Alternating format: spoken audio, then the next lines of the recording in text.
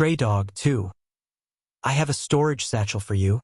Put anything you like for the queen in there. Winger untied a small little packet from his waist and presented it before the little glutton, who eyed the item with a curious gaze.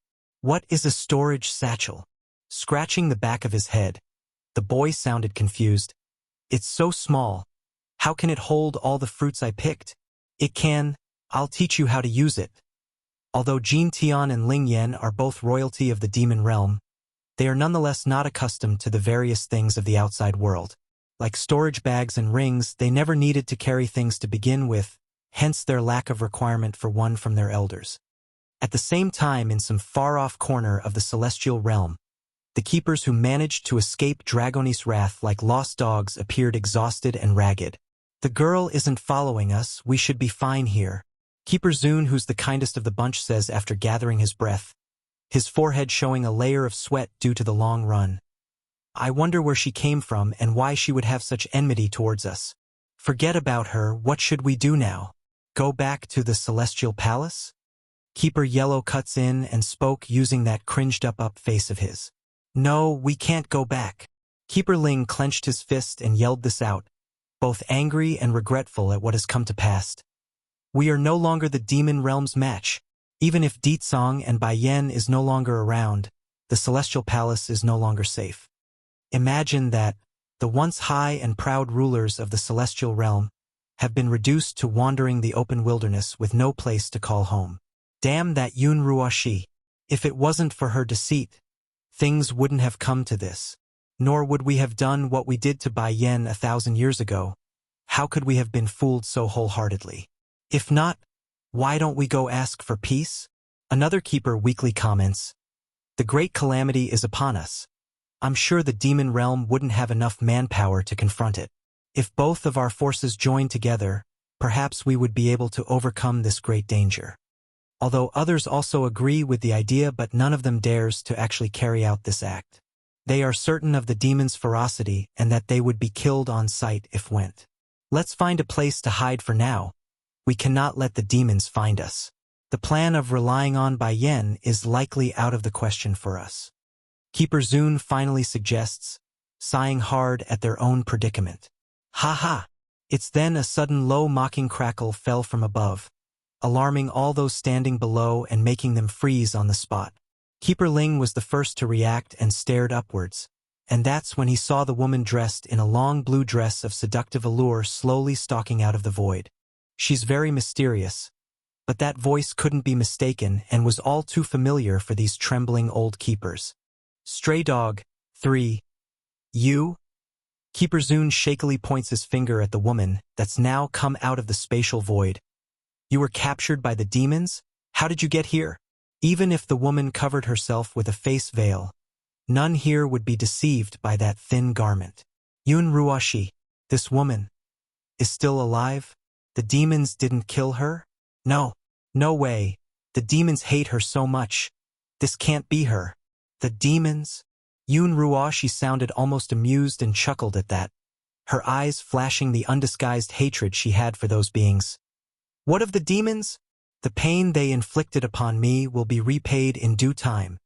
She descends from the sky and then comes before her former protectors. How did she get out of the demon realm? What did she experience during this period? And what happened to allow her to be so pompous? These were merely a few of the questions that reverberated along these people's mind. You all must be wondering on how I got away, don't you? Smirking underneath her veil, the derisive snickering couldn't be denied. I may as well tell you fools then. A very powerful individual is now backing me. If it wasn't because the person couldn't do anything outside of the celestial realm, then the demon realm would have long been destroyed. Keeper Zun's eyes are now fully fixated onto the woman's figure due to those words. More powerful than the demons? And just now, didn't she come out of a spatial void? Yun Ruoshi. Keeper Ling, who had the worst temper, suddenly exploded, losing all reason from his voice. How dare you appear before us again? If it weren't for you, we wouldn't have wronged Bai Yen, nor would we have committed so many mistakes in the past. If it weren't for you, none of this would have occurred. Even death won't absolve you of your sins. The lying which only laughed some more at the accusation. That's only because you're too stupid to realize that on your own. Haha, I may have needed to heed your faces in order to live back then. But no more, I will never need to worry about you fools ever again. So what if Bai Yen is all heaven's owner? So what if she's better than me? I will still be the final winner, me. Yun Ruo Shi. Keeper Yellow couldn't take this anymore either, his eyes showing great pain for seeing the true face of this witch. For a millennium, we loved and cared for you with all we had. How can you say such disgusting and grotesque things to us? Do you know how much we all lost? No. The world lost because of you? They may hate this witch after learning the truth, but I truly did love her like their own child back then. There's no lie in that part. But that heartfelt outburst only made Yun Ruoshi laugh even harder, like her stomach's about to burst. Love me? If you had known I wasn't all heaven's owner, then would you have treated me like you did? Well, we would never mistreat those of the Celestial Palace, regardless of their status or background. One of the keepers defensively cuts in. Ha ha! Almost hysterical in her voice now. So why did you give me up as soon as you knew I wasn't all heaven's owner then? Not one of you tried to save me that day outside the city. Not one. Now you hypocrites dare to lecture me by saying your emotions are true? Which part of me is inferior to Bai Yen aside from having poorer luck than her? If I hadn't framed her about being the destroyer, then would you have removed her for me? Keeper Zun's figure visibly shook as his heart trembled. So it's you who spread that rumor? You would rather destroy this world just to satiate your own selfish greed? All they knew was Yun Ruo Shi pretended to be the Crescent Moon Amulet's owner. Nothing about her spreading rumors about Bai Yen being the destroyer. They actually thought the rumor came from somewhere else entirely and didn't connect this point. Humph! She deserved every bit of what she got. I am clearly the more sensible one in the Celestial Palace, yet you all only had an eye for her. Not only did the old coot favor her over me, that old bastard also refused to take me as his apprentice. Yet you all claim to be good to me anyways? Stray dog for. Even up to this point after all that has transpired, Yun Ruo Shi still firmly believes she's not at fault and that it's others who had wronged her. Without exception, the expressions of these old-timers were all very angry yet sad at the same time towards the rebuttal. Yun Ruo Shi, even now do you not understand the crime you've committed? Do you not see the price of your deceit? If your deception had not harmed the world, would we have given up on you? Keeper Zun couldn't suppress the urge and lashed out despite his usual kind nature. For you, we not only torched Bai Yen at the altar, we also murdered those around her and the unborn child in her belly. We did all that because of your scheme, your lie. Words can't even be used to describe the heinousness of her act, yet she still got the nerve to say we're the ones at fault? I'm not wrong. The fault has never been with me, it's all you peoples. Showing madness in those erratic eyes, the old witch suddenly snatched the veil covering her own face and removed it, thus revealing the scarred features underneath. Do you see this? This is all done by those demons. What Bai Yen owes me can never be repaid, and I will make sure she and her kind suffer indefinitely for the damage she instilled upon me. Ignorance. Keeper Zun shakes his head in disappointment, unable to comprehend how someone could twist logic to such a state. Enough! I'm not here to discuss the fault of you fools. I'm here to make a deal. Somehow regaining the sanity back into her voice, Yun Ruoshi's tone suddenly got extremely cold and menacing. I can help you deal with those from the demon realm, however. You must submit to me and become my slaves. Outrageous! Keeper Ling lashes out in volcanic proportion since his temper was the worst among his peers. For thousands of years, the rulers of the Celestial Palace have never submitted themselves to others, let alone to a traitor or a demon. The very idea was a slap in their face, a direct insult to their dignity. Yun Ruo Shi, we will never join you now, scram. Keeper Zun also shouts this out after having his last line crossed. He knows they aren't able to move against this woman anymore, but that doesn't mean he or his fellow keepers wanted to meet her again. You don't want to kill the demons? The witch slowly marched forward in an almost threatening manner. Don't forget what the demon realm would do if they catch any of you. Without the Celestial Lord's help, no one can oppose Deetsong the Demon King. Now I'm offering you all a way out, a way to live. Also a way to exact revenge for a little price. That does it. Keeper Ling, who's been suppressing his urge to attack, finally lost it and rushed at the witch with all his might. Instantly, he punches down at her shoulder and sent the woman flying, causing a mouthful of blood to spew forward as the consequence. Get out of here. Keeper Ling exhales deeply to gather his wits to withhold a second strike. Don't let me see you again, otherwise I won't be so merciful. This woman cheated me the worst. How dare she demand us to become her slave? Dream on. State teacher and Di Xiaowan won. Yun Ruoshi's face instantly changed for the worse after getting hit and returned to that hateful and spiteful expression. Humph. I've given you all the chance. Don't say I never offered it, since you don't want to cherish this opportunity. Snarling as she cursed at them. Also, you fools don't really believe that Bai Yen can resist the great calamity, do you? Haha. Don't make me laugh. I can't wait until you all come crawling to beg for my help. Figuring her continued persuasion would be futile, she roars out another laugh of contempt before pulling herself out from the ground. She didn't bother to look back while departing and stepped into the open spatial crack, allowing it to devour her figure and disappearing altogether like she came. Yun Ruoshi really is ignorantly stubborn. One day she will regret her own deeds. Retracting his gaze after saying that, Keeper Zun turns back to the others once he managed to calm himself somewhat. We need to find a place and continue our training. We must prepare ourselves for the incoming danger. Even if we can't repel whatever is to come, we must do everything in our powers to fight. Let's go then, we wasted enough time here. Keeper Yellow agrees with clenched fist. He also doted that old witch in the past, so he's very much outraged at the last remark from her. Of course, there are those who couldn't get over the situation, and that would be Keeper Ling, who had the worst temper among the group. The old guy loved Yun Ruoshi the most here and blindly believed in her stories from the very start. Hence his inability to move right now. The poor guy kept staring into the now closed void and needed to be dragged away by his peers. Demon Realm. Under the shadow of this blood-red moonlight, the whole world seemed so lifeless and gloomy. Yet that was not the case in the castle making up the home base for these demons. Sire, you're finally awake. Asking this was none other than State Teacher, who's been watching over the Demon King's slumbering body. Where is my wife, the queen, and my son? Opening his eyes, Ditsong's first word wasn't about himself. Rather, it's about Bai Yen and his children.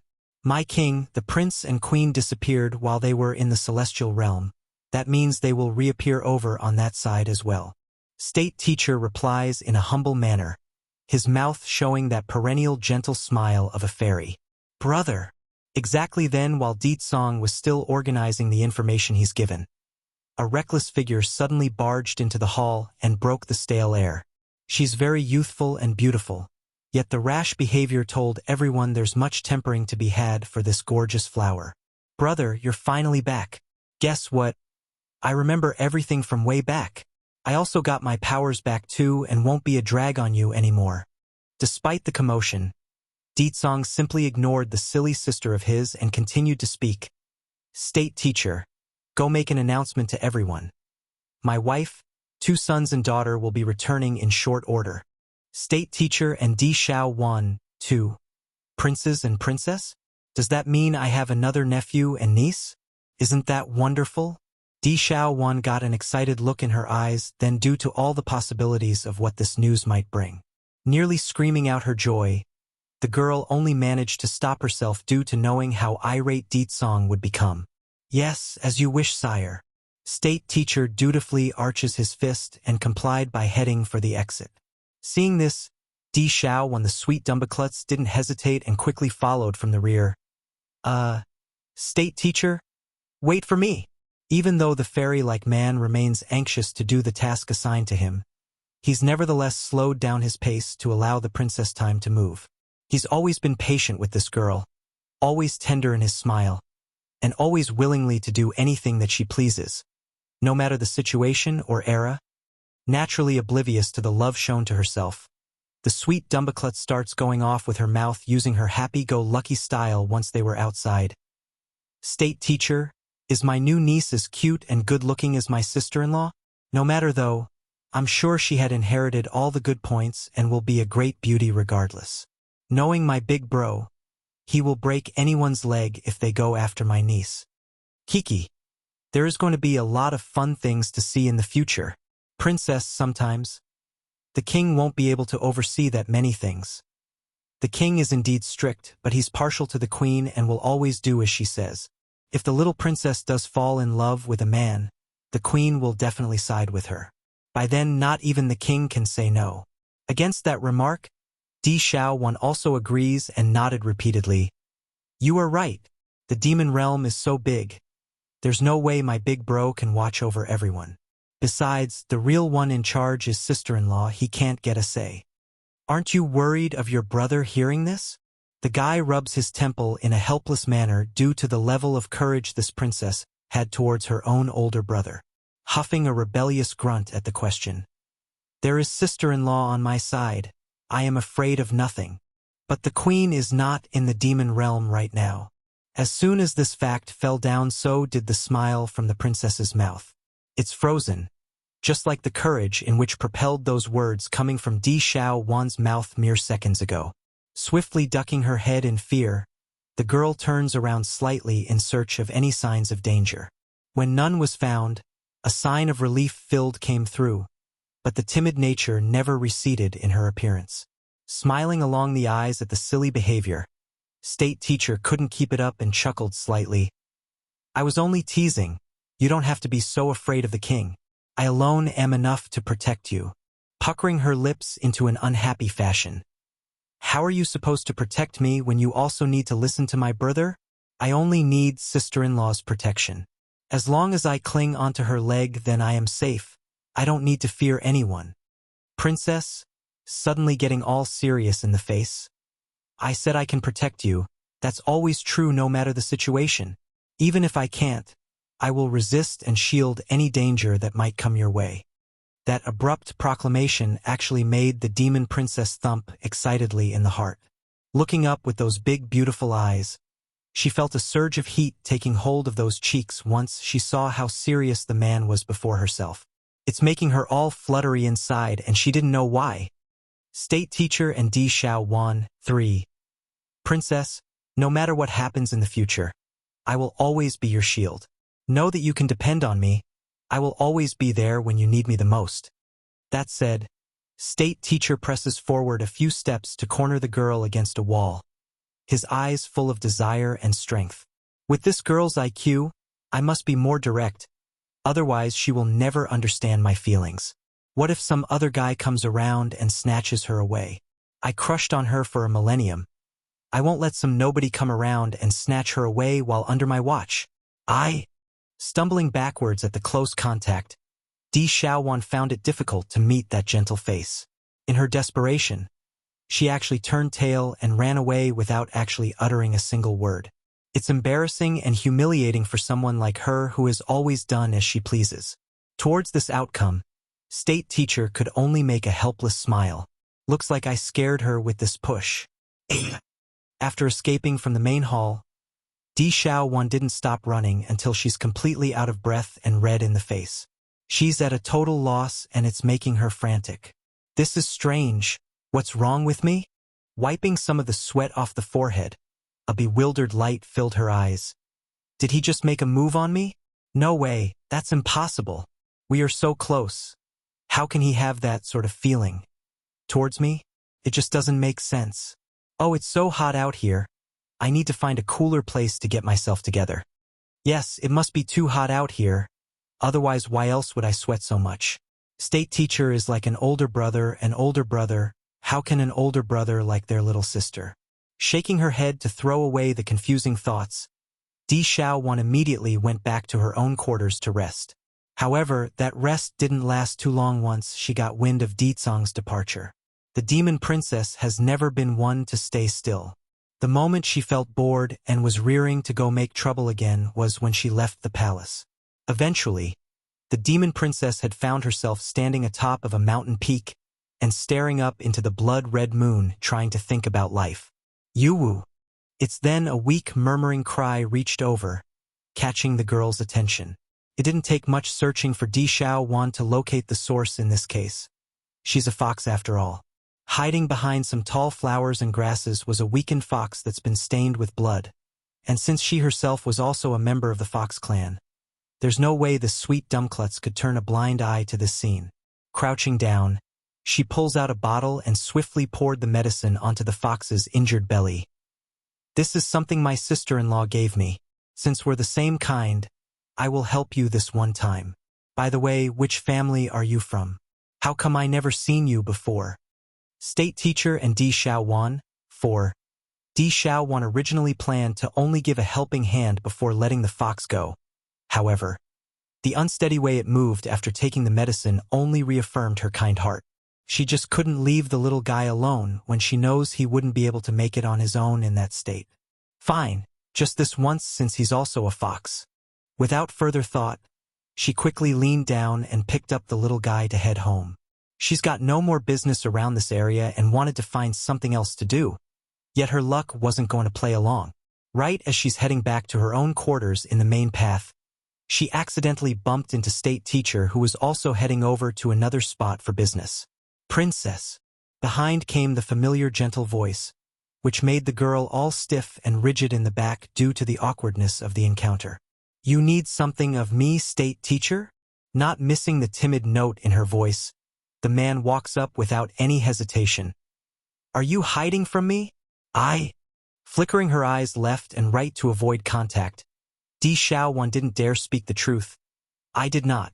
You don't have to hide from me. I just don't want to continue looking at your back all the time.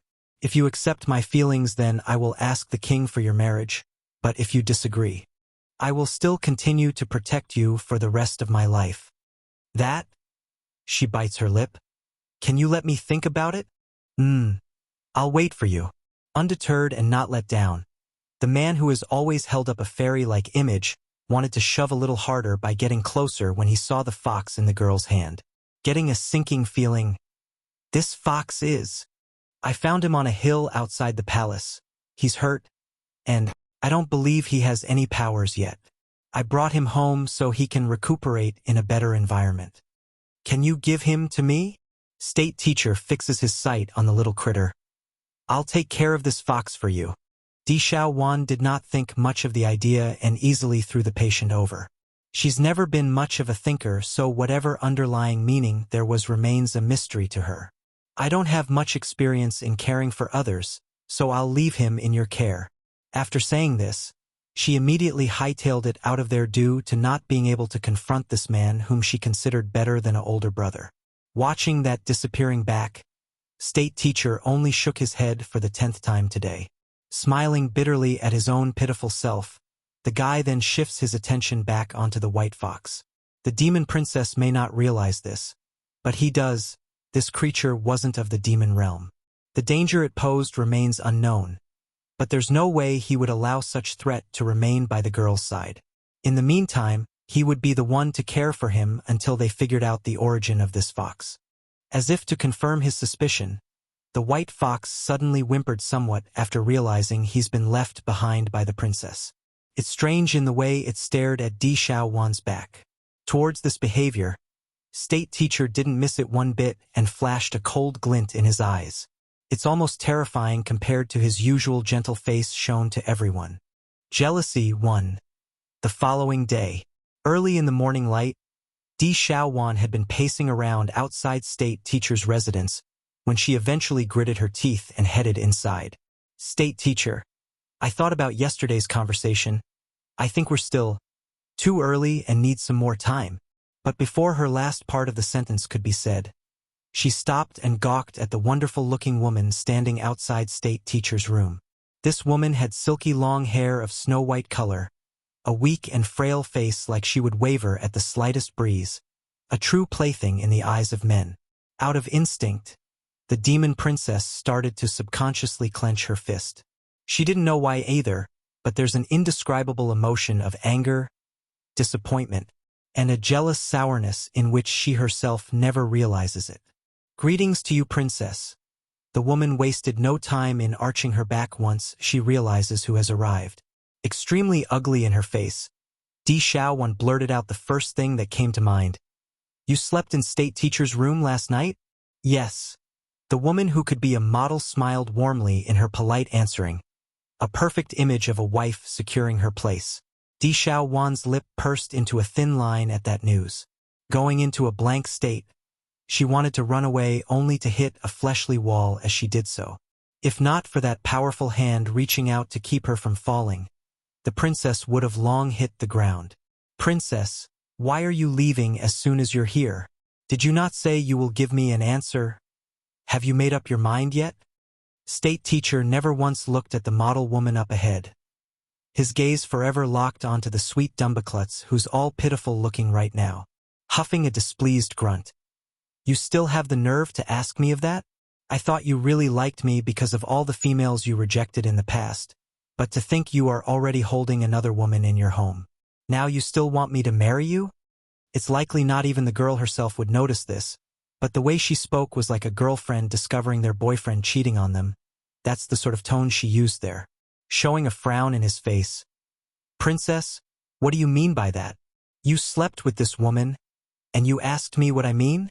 Di Xiaowan viciously snaps out, her foot stomping down at his to show force. I'm telling you, I will not be degraded into sharing a husband with someone else. She's the princess of the demon realm. Never would her pride or personality allow such an outcome. Making a gawking face like he's eaten a rotten apple, state teacher instantly realizes the reason and turned to the snow-white woman in question. Yesterday you slept in my room? Who allowed you into my room? Lowering her head immediately, she replies in timid tone. Milord, I didn't know it was your room. I asked my servants to arrange accommodation for you. Why did you not rest in the assigned room? Kneeling now in horror, that soft, charming face of the snowy white lady showed panic and franticness. I really didn't know, milord. I would never think of doing anything outside of your wishes or the princess's after she rescued me yesterday. After being assigned the room, I did exactly as told and slept in there for a while, but found it far too cold to sleep comfortably. That's why I went into another room. I really didn't know it was your room, milord. Jealousy, too. This finally made the princess disperse her anger due to the situation clearing up. She's mistaken the guy in front of herself and realizes the lady behind herself was in fact the very fox she saved yesterday. So it was you? Puckering her lips to one side, Di Xiaowan could understand why this lady would behave in such a fashion since she's not of the demon realm. However, the pitiful image she portrayed still made her unhappy. In contrast, she prefers her sister-in-law's character who doesn't always act frail like a white flower. Princess, I didn't stay in the manor yesterday. Pressing his hand onto Di Xiaowan's shoulder, state teachers firmly makes his case so she doesn't get the wrong idea. But, just now, did my stomp hurt you? The demon princess asks, her eyes showing regret over her own rashness. Shaking his head, it was my fault in causing your misunderstanding. You do what you think is right. There's no need for an apology. Why would you say that? There's a confused light in the girl's eye over this.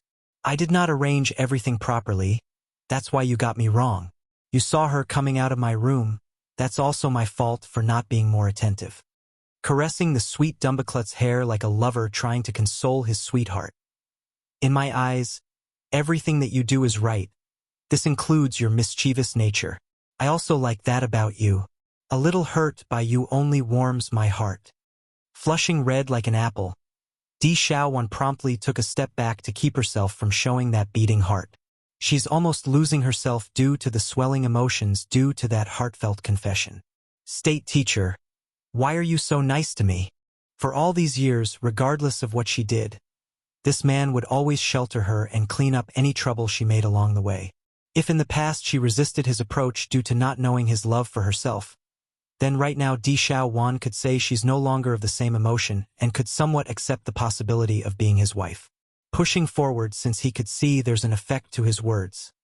Because there is only one of you, only one Di Xiaowan. If I'm not good to you, then who else am I supposed to be good to? Before I was too stringent, causing myself to painfully love you from behind in secret.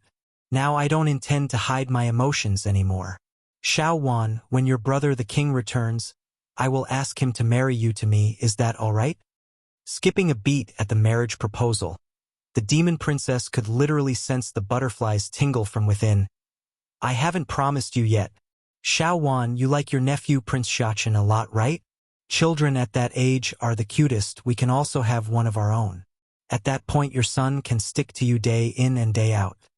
Really? Looking surprised in the eye, the girl swiftly got all excited in the face with hopeful light. Okay. I also want a child like Xiachen who is obedient and good. Unbeknown to the sweet Dumbaklutz, her personality and gene would never be able to produce a child like the steam bun. Unfortunately, by the time she realizes this point and the deception by state teacher, her own child had already been born and became a bratty troublemaker that likes to pick on her instead of helping her. Jealousy 3. Caressing her chin in happy thought. Out of consideration for the child's sake, I will temporarily agree with you. But if you dare take a concubine or sort, I will definitely break your leg. Di Xiaowan then waves her fist at him in a threatening manner to act all ferocious. However, it only made her all the cuter in the man's eye. Xiao Wan, when have you ever seen Mu touch another woman?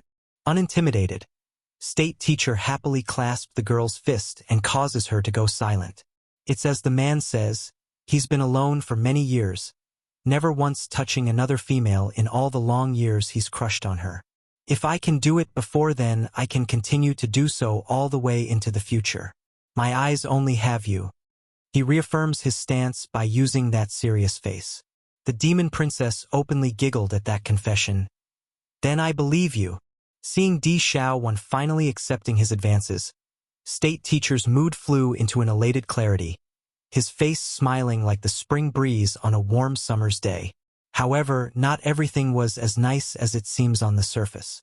Unlike the pair who had just accepted each other, the model lady behind them had started to make a very jealous gaze in which she hid by lowering her head. The Celestial Palace. Inside the courtyard of this once great structure, countless occupants are currently shivering in fear while kneeling on the ground before Bai Yan's might. Where are the keepers? She asks with narrowed eye, her voice condensing into a sharp blade that held them at the neck. The lady's aura was simply too immense right now, crushing and sending fear into these defenders who had lost all will to resist. To be fair, they are not cowards. If it meant fighting or being mocked as such, they would surely pick death over mockery. However, the keepers have already announced to the world that Bai Yan's the true owner of all heaven. Without her, there wouldn't be any hope for the celestial realm during the impending calamity. Your Highness, we really don't know where the keepers have gone. After they left that day, none of them returned. Don't know? Bai Yan sneered in a sarcastic tone. So they are turning into cowards and refusing to show their faces? They hurt so many of my family. Do they really believe they can escape my wrath? So what if those old fools regret their actions? The crimes they committed on me and my family is unforgivable. Please, we really didn't know anything about what happened in the past. Nor do we have any involvement in the event. Please spare us, we don't know anything. I will leave what happened 1,000 years ago aside for now. I can't remember all of the details either. Nevertheless, that doesn't absolve any of you the sins they committed. Over the millennium, how many demons and demonic creatures have you murdered in the meantime? As their queen, I have to avenge. The backs of these shivering defenders curled even lower, trying hard to hide their own existence in front of those words. I'll give you half a month to find them out for me, and if they don't come out after half a month, I'll destroy your celestial palace. Jealousy 4. Roughly sweeping her sleeve to dismiss these hostages, Bai Yan turns back to First Elder who's standing in the rear. First Elder, we will stay and rest somewhere in the vicinity for the time being. I like to see how long those people can endure before they lose patience. Even if she needs to force them, she would shove them out of hiding. As you wish, the elder nodded. I will go arrange everything. Should I go inform the king then? Go ahead and message Deetsong. I won't be returning to the demon realm for the time being. I want to wait for them to fall into the net I set. It's fact that Bai Yan doesn't remember all the details of what transpired in her previous life, but that doesn't mean she couldn't imagine the level of carnage and death caused by these people standing at the peak of the celestial realm. It must have been a bloodbath for those demons left behind in this place. So what if they did it for the sake of the humans here? It doesn't absolve anything. Mother? Bai Xiachen tightly grasped onto the woman's hand, his lip forming a thin line. When are we going to pick up Ling Yan and Jin Tian? I miss them. How about this, Xiachen? We can go pick up your siblings with Dragoni right now since there's some free time. First Elder, I'm leaving you in charge while I'm not around. Yes, Queen. The Elder respectfully arches his fist in compliance. Let's go. Holding her son and daughter's hand, Bai Yan disappears into the far-off distance using her newfound powers. At the same time, First Elder also whisks his sleeve to leave, leaving only the defenders who are all nervously kneeling there in wait. Their backs had already been drenched in sweat. Only now do they gasp in relief at being spared. Those plagues are finally gone. But what are we going to do if the keepers don't return in half a month? We shouldn't have attacked those demons before if we had known the demon realm would recover this quickly. One of the defender comments after regaining his nerve. What are you spouting? If it wasn't for the Celestial Lord stopping us from attacking the demon realm back then, we would have destroyed the demons as a whole. The reason we are in this state is because of the Lord to begin with.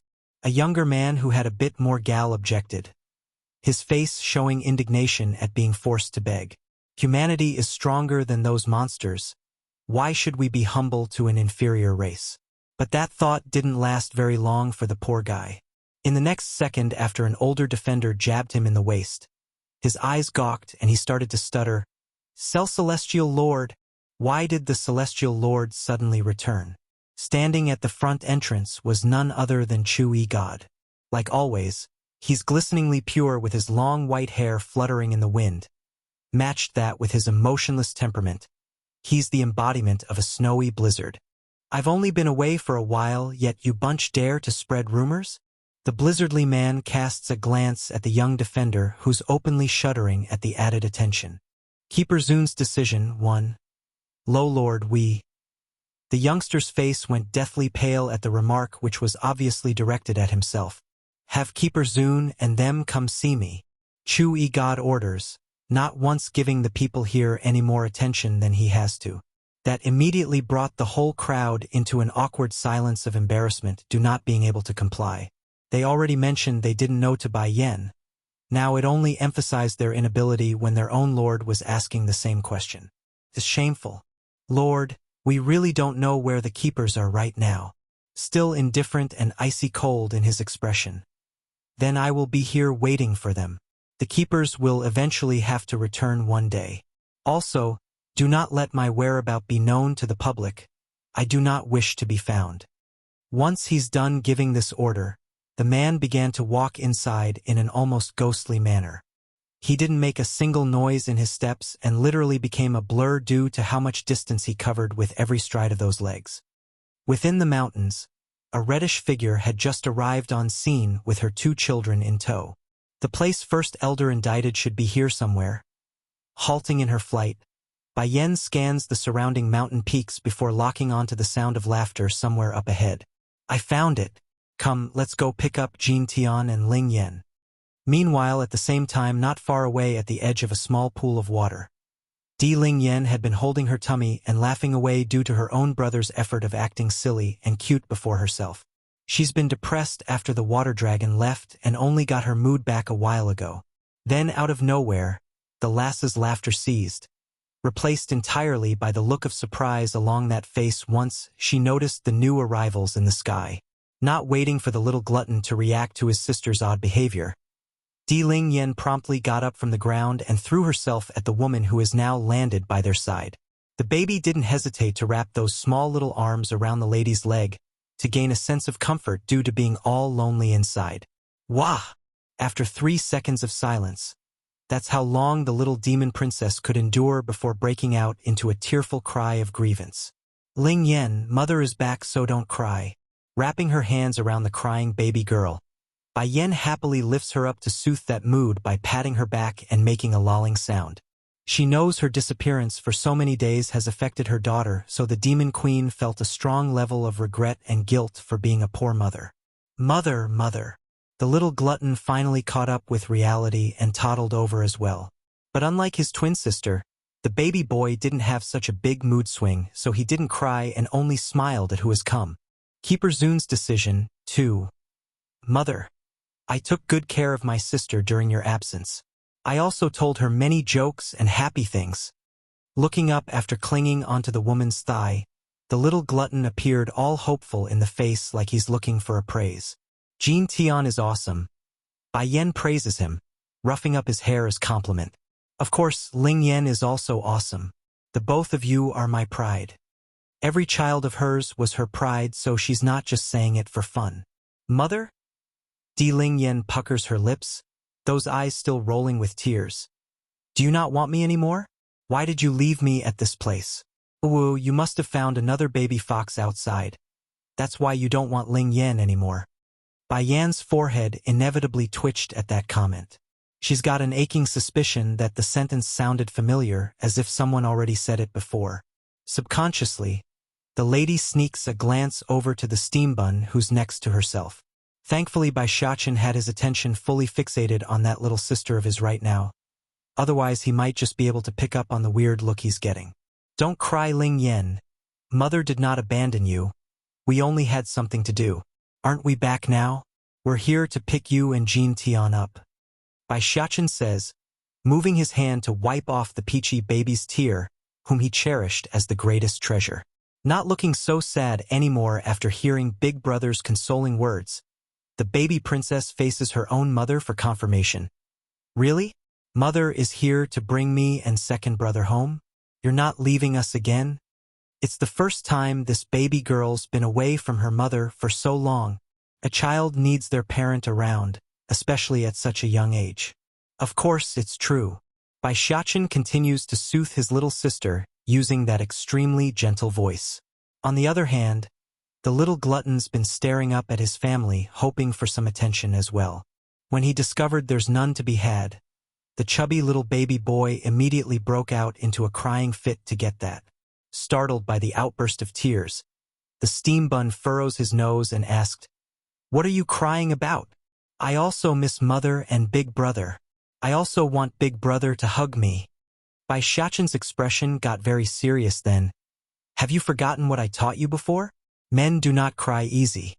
As a man, how can you cry so easily?" Taken aback by the lecture, the little glutton only then remembers the lesson. Okay, I won't cry anymore. Softening up after seeing how aggrieved and pitiful his little brother remains on the surface, Bai Shachen moves forward to give him a hug anyways. Jin Tian, you will be the king of the demon realm one day. You can't act so weak.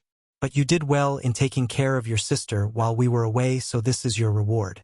Giggling in happy note after getting the praise he wanted, Jin Tian hurriedly wipes his tears away. I am a man. I won't cry. I will protect Mother and Ling Yan. Now that's a good man of our demon realm. Patting his little brother's head as a praise again after hearing what he wanted. I'm looking forward to your success. I will also tell Father to pass the throne to you as soon as possible. Really? Jin Tian's eyes shined with light, forming a crescent shape to emphasize his own cuteness and desire for that position. He couldn't wait for that day and started to suckle his own finger like a little glutton that he was. However, the deception told to him about being able to eat as much food as he pleases once he's king remains a lie. By the time the poor boy realizes this pit set up by his own family, it's already too late and he's working his butt off day in and day out, starving himself thin compared to this lovely childhood he enjoys today. Jin Tian, Ling Yan, I want to introduce you to someone. Bai Yan went ahead to bring Dragoni over to her side for the introduction. This is your older sister. Her name is Dragoni. Keeper Zun's decision, 3. Dragoni nervously rubbed her little hand as she took in the two adorable babies. On several times already, she wanted to pinch their lovely face due to how cute they were. The only reason she hasn't was due to fear of breaking them like a toy doll. That's how delicate those two are in her eye. Hello, Sister Dragoni. Ling Yan politely greets the girl, her little face bright with smile. On the other hand, Jin Tian only had a dull look as he surveyed the older girl before turning back to Bai Yan with a question. Mother, How come Big Sister's name is not the same as ours? And why is she so pretty? Although the appearance of the young dragoness couldn't be compared to Bai Yan's scale, she's nevertheless starting to shine in her own way after growing older during this period.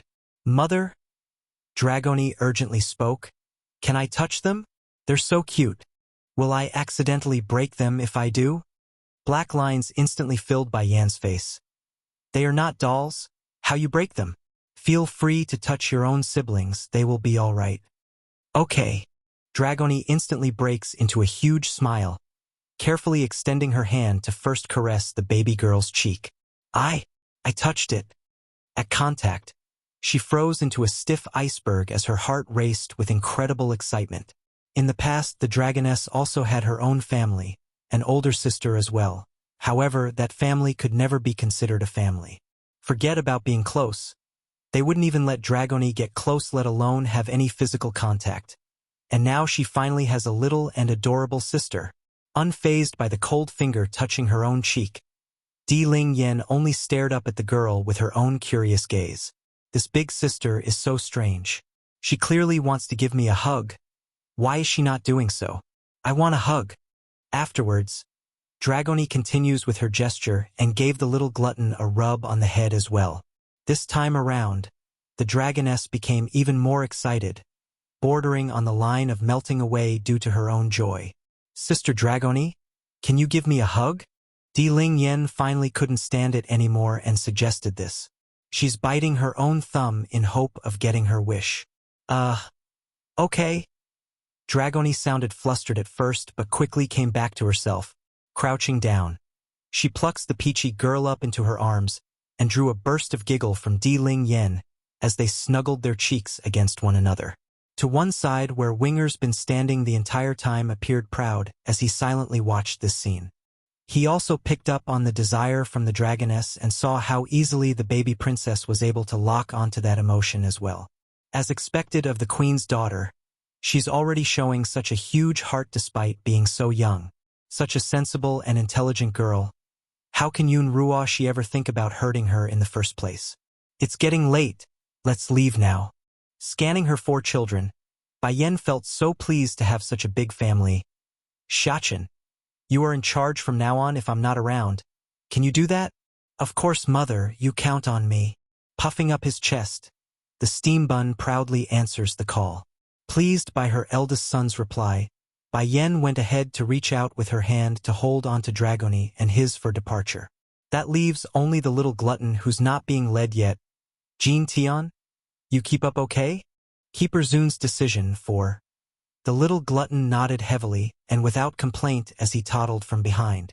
The boy couldn't walk as fast as his older brother, so he had to pace himself hard in order to keep up. Even so, Jin Tian's not unhappy. After all, he's a man of the family, right? A man must protect the females of the group, and he's going to be king someday. On the other end of Celestial Realm, inside a cave, several old elders are sitting around a campfire, their mood damp and dreary due to the heavy air hovering above their heads. I'm sure all of you have already heard of what's happening out there. Bai Yan wants to force us out, otherwise she won't let those remaining in the Celestial Palace free. Have we really come to the end of the road? Keeper Yellow cocks a self-mocking smirk, his eyes full of sorrow.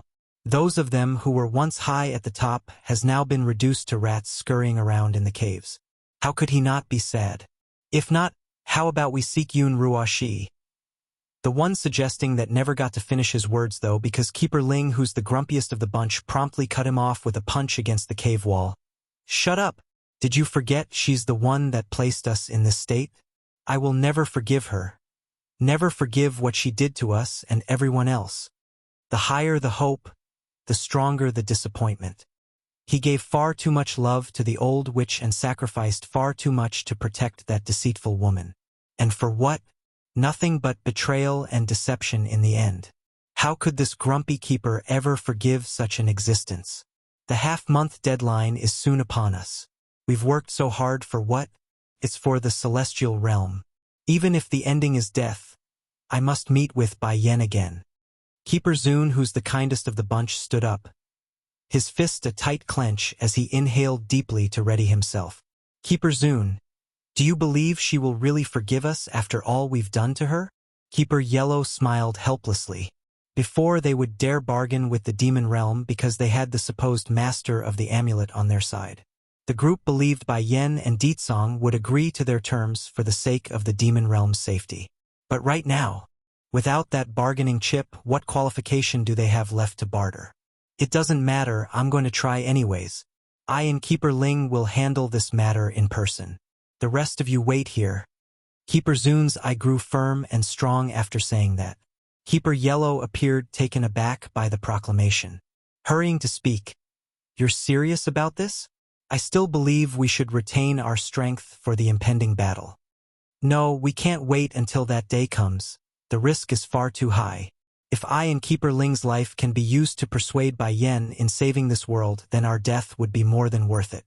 Then, under the watchful eye of others, he strode out of the cave like a brave soldier meeting his maker. Keeper Ling didn't cower away either. Without looking back, this grumpy elder who's known to have an attitude followed suit. What do you all think? Will Keeper Ling and Keeper Zun be able to change Bai Yan's mind and drop her hatred? The one who suggested to turn to Yun Ruoshi before spoke again. Keeper Yellow, the de facto leader, remaining sank in his eyes at the idea. They have both made the decision to die if they must in their venture. There's no telling what will happen. I do know Keeper Ling must be there if there's any chance for this plan to work. It was he who killed Bai Yen, and it was he who killed the unborn baby in her belly. If Keeper Ling dies, then maybe the hatred could be lifted. As to why Keeper Zun also went, I'm sure you know the temperament of Keeper Ling. Someone must be there to help douse the flame somehow during the talk. Negotiation? 1. Inside an inn that's located not far from where the Celestial Palace was located. Bai Yen lies comfortably atop of a soft comfy bed as she snuggled with the small meat bun in her blossom. Jin Tian very much enjoyed this intimate moment with his mother, of course. But as he blinked and blinked due to the comfortable massage he's getting, his tummy just had to give in to his hunger and began to growl again and again. This causes his small happy face to pucker into a grieving frown. You're hungry already? Bai Yen asks with a tenderly smile after hearing the noise. Biting his thumb as he nodded. Mother, I am hungry. Go ahead and ask your big brother to take you then. Mother here has something to do while you eat. Loosening her hand around the young baby, Bai Yen didn't find it disappointing to lose her soft marshmallow. In return for the freedom, the little glutton did what any child would do and happily smooched the mother on her cheek, thus smothering the face with his saliva.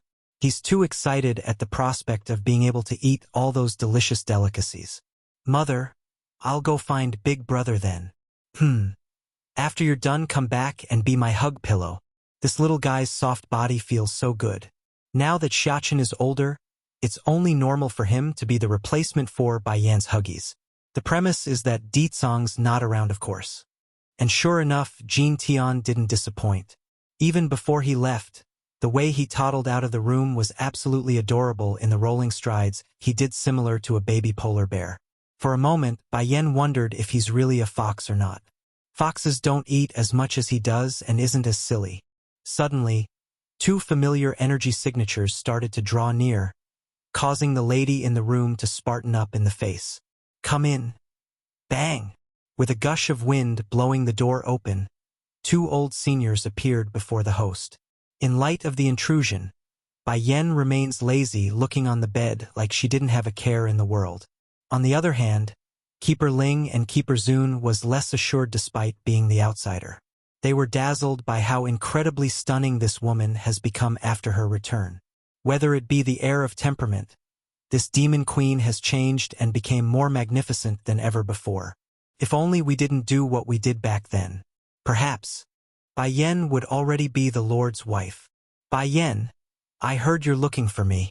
Speaking first was Keeper Ling. However, his mouth didn't get to run further than this due to his counterpart shooting him an eyeful to be quiet.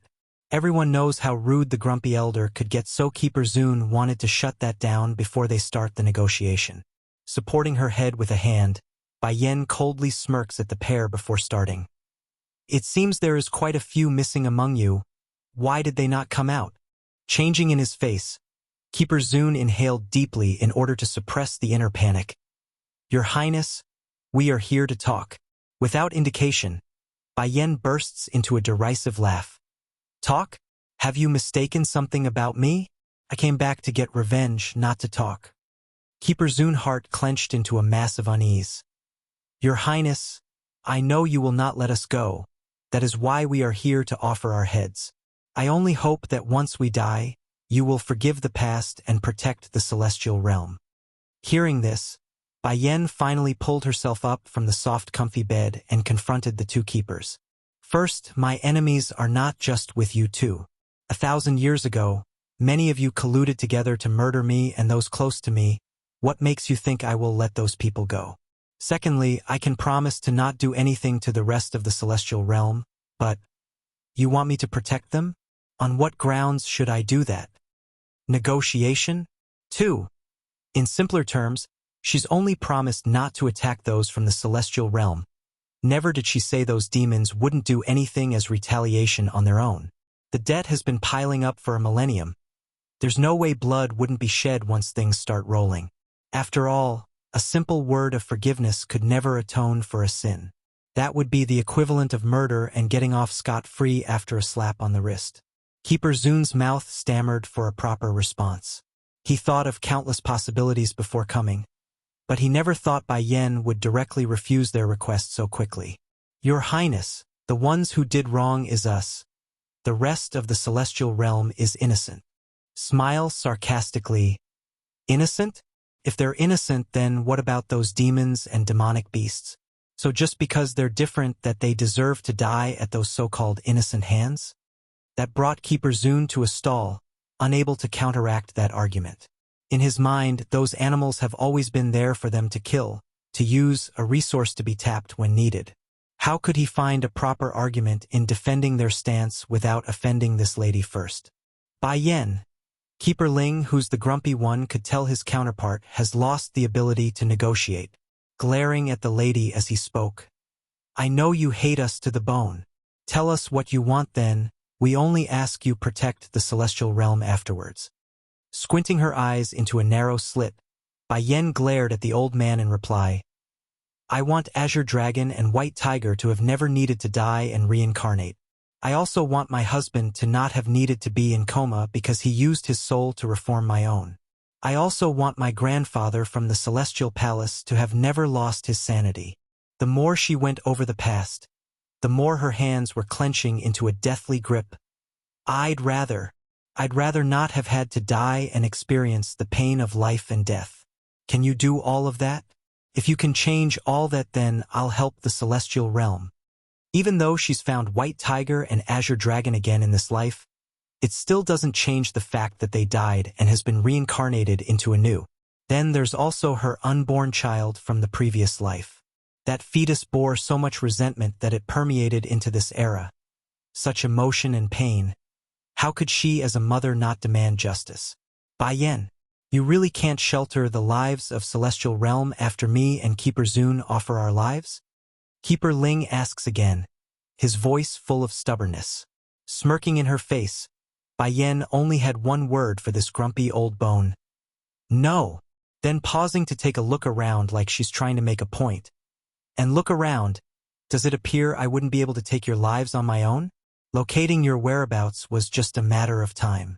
Why should I make a deal when it's something within my own reach? This demon queen has never been one to shelter her enemies. Never in the past and never in the present. Of course, the celestial realm won't disappear. I have no intention of destroying this place.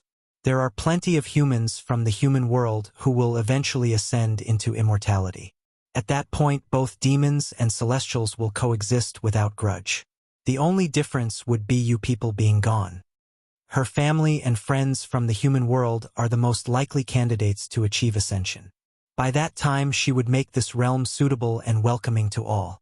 There won't be such a thing as evil and good based on race, only personal deeds that dictating one's future. Negotiation? 3. Keeper Ling's hand began to tighten into a tense ball after losing his patience. In that case, there is nothing more to talk about between us. To think you're such a cold-hearted person who would sacrifice so many innocent lives just for your own desire. It's true that many in the celestial realm harmed her, But there are also countless more who did nothing at all, nothing. How did her heart become so cold and hard? Bai Yan sneered even harder at the reprimand. No matter how cold and hard my heart becomes, it's nothing compared to the likes of you. That's why even if you die, it won't erase anything. Seeing the grumpy Ling was about to lash out now, Keeper Zun, who's been quiet, immediately tugged at his counterpart to stop. Turning back to the demon queen, this kind elder sighs as he spoke. Bai Yan, back when you were with us in the celestial realm, we really did look at you with our sincerity. Unfortunately, fate likes to toy with those living. We too never thought fate would pan out that way and cause so much hurt towards you. But even if we regret it now, it's already too late. Making a bittersweet smile at the thought. I know you won't forgive us, and that's within your right and reason, we know that. We only hope you can let us die with dignity. Stepping back to her bed to take a seat, Bai Yan didn't appear fazed by the determination shown by the two elders, and instead sneered some more. All right, you can do that. I do not want to ever see the existence of the Celestial Palace again. The Celestial Palace is bound to topple. Just a matter of when and who does it. Trembling in his hand for the inevitable, Keeper Zun slowly closes those eyes for one last time and smashed down at his own head after gathering energy. Boom! He did not hold back at all from the strike, smashing heavily into the floorboard and leaving him lifeless and dead. Bai Yan didn't get moved though by this sheer will of conviction. Nay, instead she turned to face Keeper Ling, who didn't move yet, shivering at what has come to pass for his counterpart. The grumpy elder spoke apprehensively. Bai Yan, you really can't help the celestial realm? No. She bluntly answers him and refuses to waste more words. That finally did it. Like being brought to the edge of a cliff, Keeper Ling breaks out into a hysterical laughing fit that dropped the temperature of the room down a notch. I see. I know you won't let me go even if I don't commit suicide. Suddenly, the old elders I turned sharp and determined. However, I want to tell you this before my death. Yun Ruo, she isn't dead. She's not only alive, she's also being backed by a very powerful entity. Ha ha ha. As he laughed away, so did the palm of his hand strike down from above, smashing his brains out and causing both eye and mouth to spill blood while dropping to the ground. Just like that, under the witnessing ray of the shining sun seeping through the open window, two lifeless bodies of some of the strongest entities here in this world finally came to an end, closing their chapter in the history books for good. Uncaring as she lazily stretched her arms at the finished sight, Bai Yan spoke with indifference. First Elder, take these corpses and toss them back to the Celestial Palace. Let them deal with their bodies if they want. Yes, Your Highness. Gradually revealing himself from a shadier part of the yard was none other than the leading demon elder. He wasted no time in picking up the still warm sacks of flesh with his bare hands to leave. Alone again now after having her room cleaned, Bai Yan didn't go anywhere afterwards. She knows someone's coming, a familiar someone that she's been wanting to see after returning to this world. And sure enough, after a couple of minutes, a tall, standing figure of warmth appears before herself after descending from the sky. Black Turtle. Contract Black Turtle 1. Queen. Black Turtle arches his fist and greets Bai Yan, his smiling face as handsome as ever. Now that you back, I ask that you contract with me again and make me your familiar. Slowly getting up from her seat. Black Turtle, how much of the past do you remember? Even though the Celestial Palace would soon become a thing of the past, Bai Yan's nevertheless unable to remember all the details from the previous life. All this demon queen knows was that they're the ones that caused her friends and family to separate, the cause of all her pain and suffering, so getting any more detail would be helpful. I don't know anything. The charming human form of the sacred turtle frowns. I only got the visions and fragmented dreams from Earth to go by. In those fragments I saw you, the king, and a man. I couldn't make out that person's face clearly, but I know he's the one who killed me. Bai Yan's finger visibly trembled at that last bit. Gently closing her eyes, a scene gradually reappears in the lady's head. It's a battlefield, specifically the Battle of Azure Dragon before his death. The young dragon general was dazzling and peerless in his fight against the enemy, but that shining son of a man still fell victim to a backstabbing sword from the rear, a spot in which he trusted to be safeguarded thanks to his own allies watching it. Do you mean, besides the celestial palace, we also have other enemies in this celestial realm? Bai Yan understands now the one who murdered her precious friends was someone they trusted. I don't know, shook the guy's head. I can't remember anything. I only know you are my mistress and that person is close to you. As for anything else, I can't remember anymore. Bai Yan did not continue her inquiry anymore, knowing her efforts would be futile since the guy was also a reincarnation like herself. Perhaps the only person left who knows the full story would be Black Turtle. I promise Suzaku that I will bring everyone to her place on the Demon Mountain if I gather all of you. She is waiting for us now. I understand. Although Black Turtle couldn't remember anything still, these people whom he cherished the most remains firmly plastered in his heart. As a result, his lips had formed a warm smile without deliberately doing so at the mention of that bird. Now let's start the contract. Bai Yan closes her eyes to begin after saying that, allowing the man's finger to reach over to touch her forehead. Instantly, a surge of energy flowed through into the lady's mind, imprinting something between the two of them and locking their souls together. Under the blood-colored sky, a young girl dressed in white stood staring down at the stubborn-looking young teen lying in front of herself. What's your name? The girl's eyes showed pity, yet it was crisp and easy to the ear in light of the attitude. The teenager's eyes were stubborn. Black-white. Black-white? Your name is really strange. Why is it both white and black? Smiling with her huge grin as she squatted downwards. I can save you, but you must follow me from now on, okay? Why? Because you are a black turtle, and the only remaining one at that. If you follow me, then I won't let anyone hurt you again. You follow me, and I won't let anyone hurt you again. The teenager's heart shuddered at the idea, his stubborn gaze finally taking a closer look at the girl's face to discern the truth in that statement. Immediately, their focus locked and the young lad found himself moved by that smile. Without control, he nods and sealed the deal. Contract Black Turtle, too. All right, I will follow you. In this life, as long as you don't abandon me, then I won't abandon you even in death. The teen didn't think much of his vow that day, but he really would die for her eventually somewhere into the future. Bai Yan silently stood there as she watched the scenes flashed before herself. First it was the original meeting of herself and Black Turtle, then through their growth and eventually the final battle in the celestial realm where the sky has been stained with blood. I, Black-White, promised her I will use my life to defend her. Replacing that stubborn young teen with an attitude was now a tall, standing and upright man who carried an air of reliability and strength. From the day she took him in, Black-White has vowed to follow this woman for life. That's why, in spite of the terrible odds and numerous injuries along his body, this last surviving member of the Black Turtle clan would never yield or submit before the enemy. At this sight, Bai Yan's heart instinctively clenched up and wanted to help. But the lady knew she couldn't move. In fact, she could do nothing here. This wasn't real, she knew that, but it doesn't change the fact that her emotions are swirling out of control. Thankfully, sanity had the better grip in this case. Otherwise, it would beat the whole purpose of falling into the state again of seeing the past. Doing nothing as the battle raged onwards, growing fiercer and deadlier with each passing minute. It soon became clear neither side could really come out on top. Unlike the other three sacred beasts, Black Turtle had the strongest defenses of them all. Even when outnumbered, the attacks aren't able to truly penetrate his skin. That was until he came. From out of the blue, without anyone noticing on the battlefield, a powerful force reared its ugly head out from behind Black-White's view.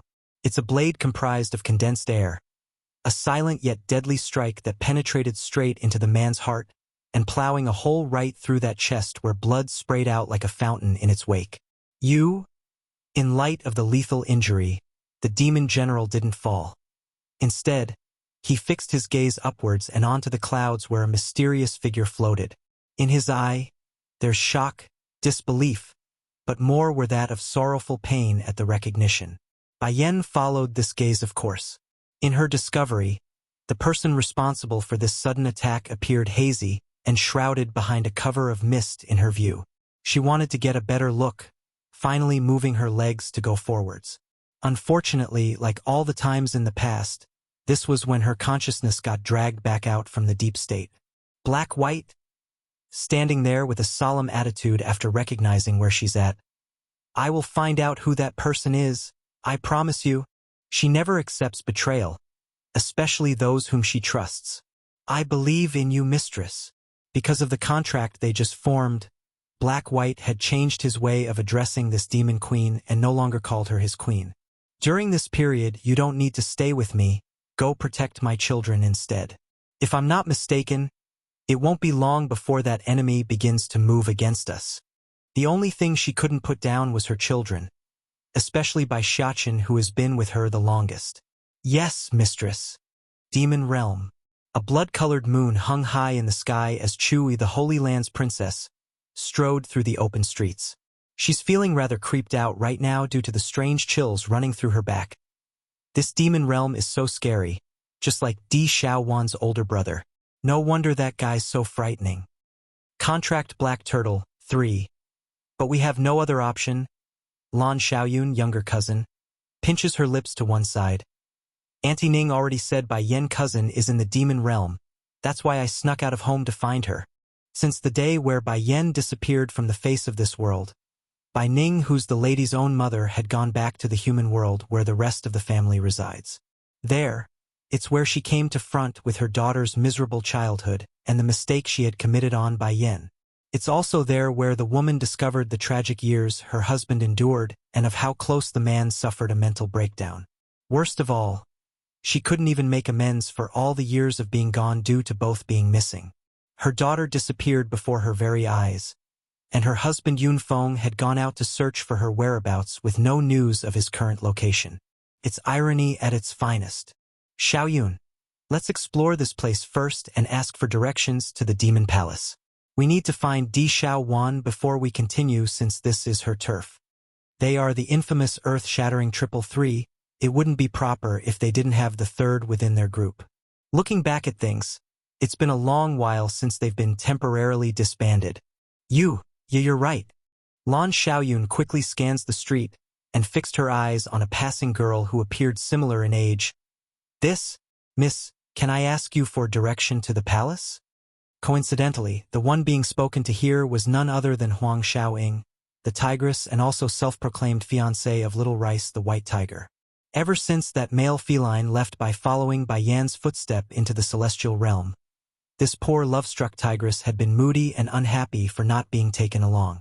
So, imagine some random girl coming up to herself with that lovely little face and asking for directions to her fiancé's home. There's no way she wouldn't be on guard. You're a human? She could tell by taking a quick sniff of their scent. We're here to find Di Xiaowan. Can you show us the way? Chui changed her old arrogant temperament and asked politely. This wasn't her home nor the human world. There wouldn't be her older brother here to watch over herself. When visiting, it's only proper to change her manners in accordance with the locals. Who are you to the queen? Lan Xiaoyan blinked and blinked her beautiful eyes, slightly taken aback by that title. Do you mean Bai Yan? She's my cousin. In an instant, Huang Xiaoying's attitude flipped a 180 and showed excited joy. Then you know my future husband? Your future husband? Chui exchanged a glance with her partner in crime and made a skeptical face. What is this strange demoness talking about? Her future husband, who is that? Getting all shy at the counter-question, the tigress appears all red in the cheeks as she spoke. My future husband is Little Rice. Like thunder rolling across the sky, Chui and Lan Xiaoyun were both left gawking on the spot. The woman in front of us is Little Rice's fiancé. But he is so young, how did he get hooked up with someone already? However, Little Rice hasn't accepted me yet. But no worries, I won't give up. Huang Xiaoying cocked a confident grin at the two girls to show her determination. Can both of you give some good words on my behalf to Her Highness and Little Rice? I can steal all of my pa's treasure and give it to you if you do. Contract Black Turtle 4. In order to pursue her husband, Huang Xiaoying would go to any lengths at this point. Pity though the main tiger of the show wasn't around to see this. Otherwise it would be a real showstopper. That's fine. Chu Yi grasped onto the tigress's hand in support. I'm looking forward to the day where you and Little Rice marry. Now can you take us to Di Xiaowan? We got something to discuss with her. Of course. Huang Xiaoying's smile grew more brilliant at the future. But you must help me persuade Little Rice for sure though. Aside from being a little older than he is, I'm perfectly good for a wife. Older? Chu Yi eyed the tigress with an examining look, unable to discern the actual age of this lady due to that youthful face. Aha. Little Rice hates it that I'm older than he is. That's why he won't accept me. She puckers her lip like an aggrieved wife waiting for her man to return. Can I ask? How old are you exactly? Huang Xiaoying stretched out a finger as a reply. 1 year old. 1 year older is nothing. Why would Little Rice dislike her? She shook her head at the guess. Then, 10 years older? 10 years older is a bit of a stretch. But it's not impossible, right? She shakes that head again. I am 100 years older. Boom, boom, boom. Rocked by the thundering explosion in her own head, Chewie didn't even know how to respond to this revelation. 100 years old. At this age. She's even older than my grandpa. No wonder Little Rice is so reluctant. Actually, I'm still considered young. Take Di Xiaowan for example. My impression of her is that she's 100 years old. But First Elder told me the princess is already a millennium in age. Huan Xiaoying pinches her lip into a flat line as she hung her head depressingly. Why is Little Rice refusing my advances? I don't get it. An awkward and shocked smile gripped onto Lan Xiaoyun's face like a haunted ghost. Di Xiaowan is 1,000 years old. She's 1,000 years old. And I just found that out. Demon Palace. Sitting at the edge of her own room's balcony, Di Xiaowan, the demon princess, was currently propping her chin against those hands and staring up into the blood-colored moon. Big Bro has been gone for a few days already. Why hasn't he returned with sister-in-law and Xiachen yet? I haven't seen them for so long time. Your Royal Highness. A palace maid hurriedly ran over then to make a report. Miss Huang Xiaoying of the Tiger Clan has come to seek an audience. Huang Xiaoying? What is she coming to see me for? I'm not seeing her. I'm not. I won't see anyone but my sister-in-law and new niece. Huffing a snort, she shakes her head back and forth to emphasize her droopy mood. But Huang Xiaoying brought 2 girls with her. They claim you and them are the earth-shattering 333. Wah! Before the palace maid could even finish her words, Di Xiaowan had already bolted out of there, leaving only a stunned-looking messenger in the rear coughing from the dust created. Chu Yi Lan Xiaoyan. Even from afar, the demon princess could already recognize those 2 humans standing there. Without delay, she ran over to give each a hearty hug. How did you both get here and how did you get to the demon realm? Why didn't you send me a message? I could have had someone go pick you 2 up. At first the 2 princesses of their own home were at odds with each other. But after some further mingling and fighting, Chu Yi and Di Xiaowan were now close friends. As the old saying goes, one doesn't get to know one another unless they fight, which created their profound friendship. Of course, there's also the important factor of Chu Yi giving up on helping Chu Yifeng from pursuing Bai Yan. Otherwise, any friendship would mean squat in this case. Contract Black Turtle. 5.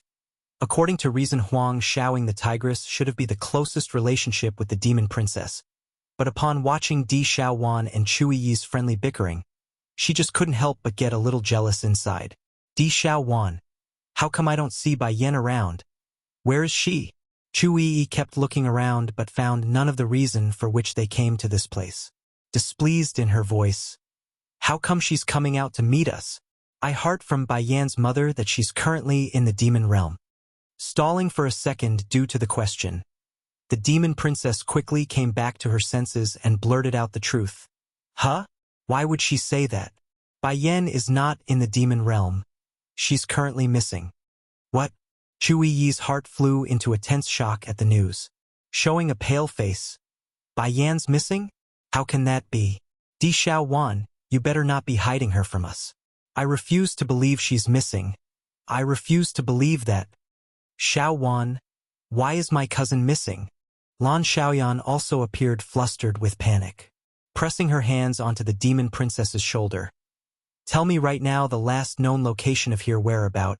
I'll go look for her right away. If Grandpa finds out, then he will likely collapse from the shock, staying silent for a while longer. The demon princess finally got it and quickly remedied her own words. Don't worry and let me finish before going all crazy on me. Bai Yan is missing, that's true. However, she came back already.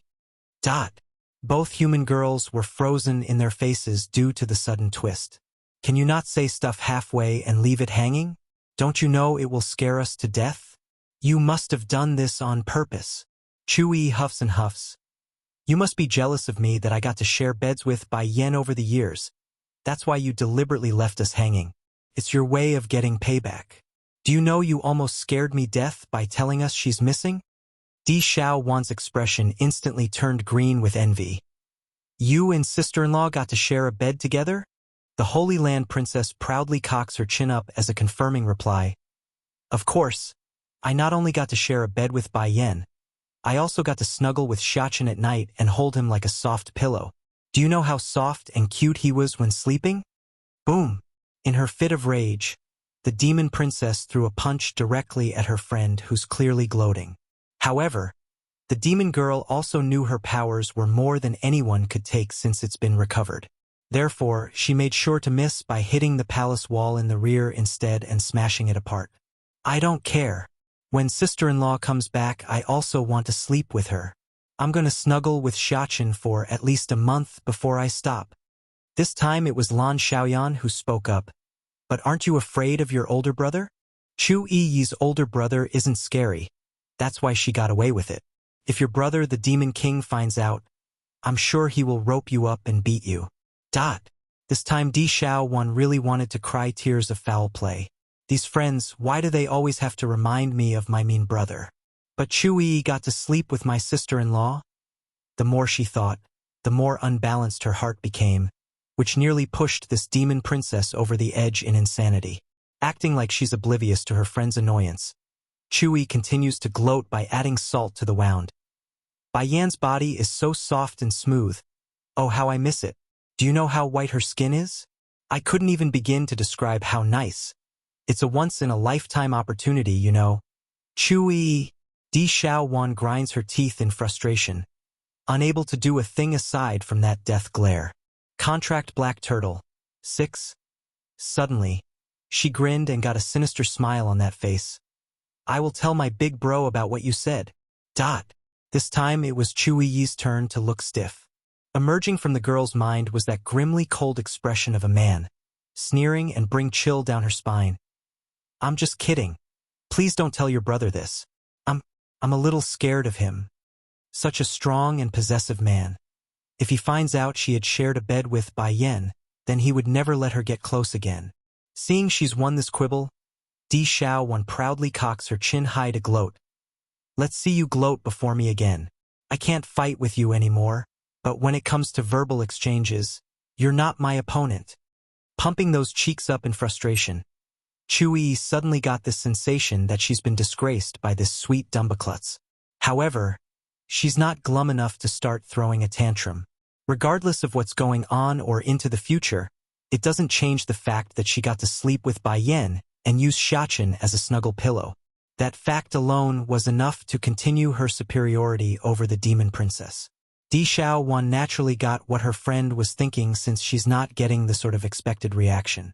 But then right before more words could be exchanged, a handsome and elegant face suddenly came into the girl's view, happily calling him out, "State teacher!" Without surprise or hesitation, the man met the call by slowly walking over, never once shifting his gaze away from the one woman whom he has an eye for. Lan Xiaoyun and Chu Yi also noticed the newcomer then. Who wouldn't when their sweet dumbaklutz was acting so happy and excited? In that instant when they saw him, both girls were absolutely blown away. Elegant, pristine, untouchable, these were merely the sort of words that came to mind against the man's aura. Coupled with the undisguised level of doting state teacher was making towards their friend. Both of them were suddenly burning with the flare of being nosy brats waiting for the gossip to fly.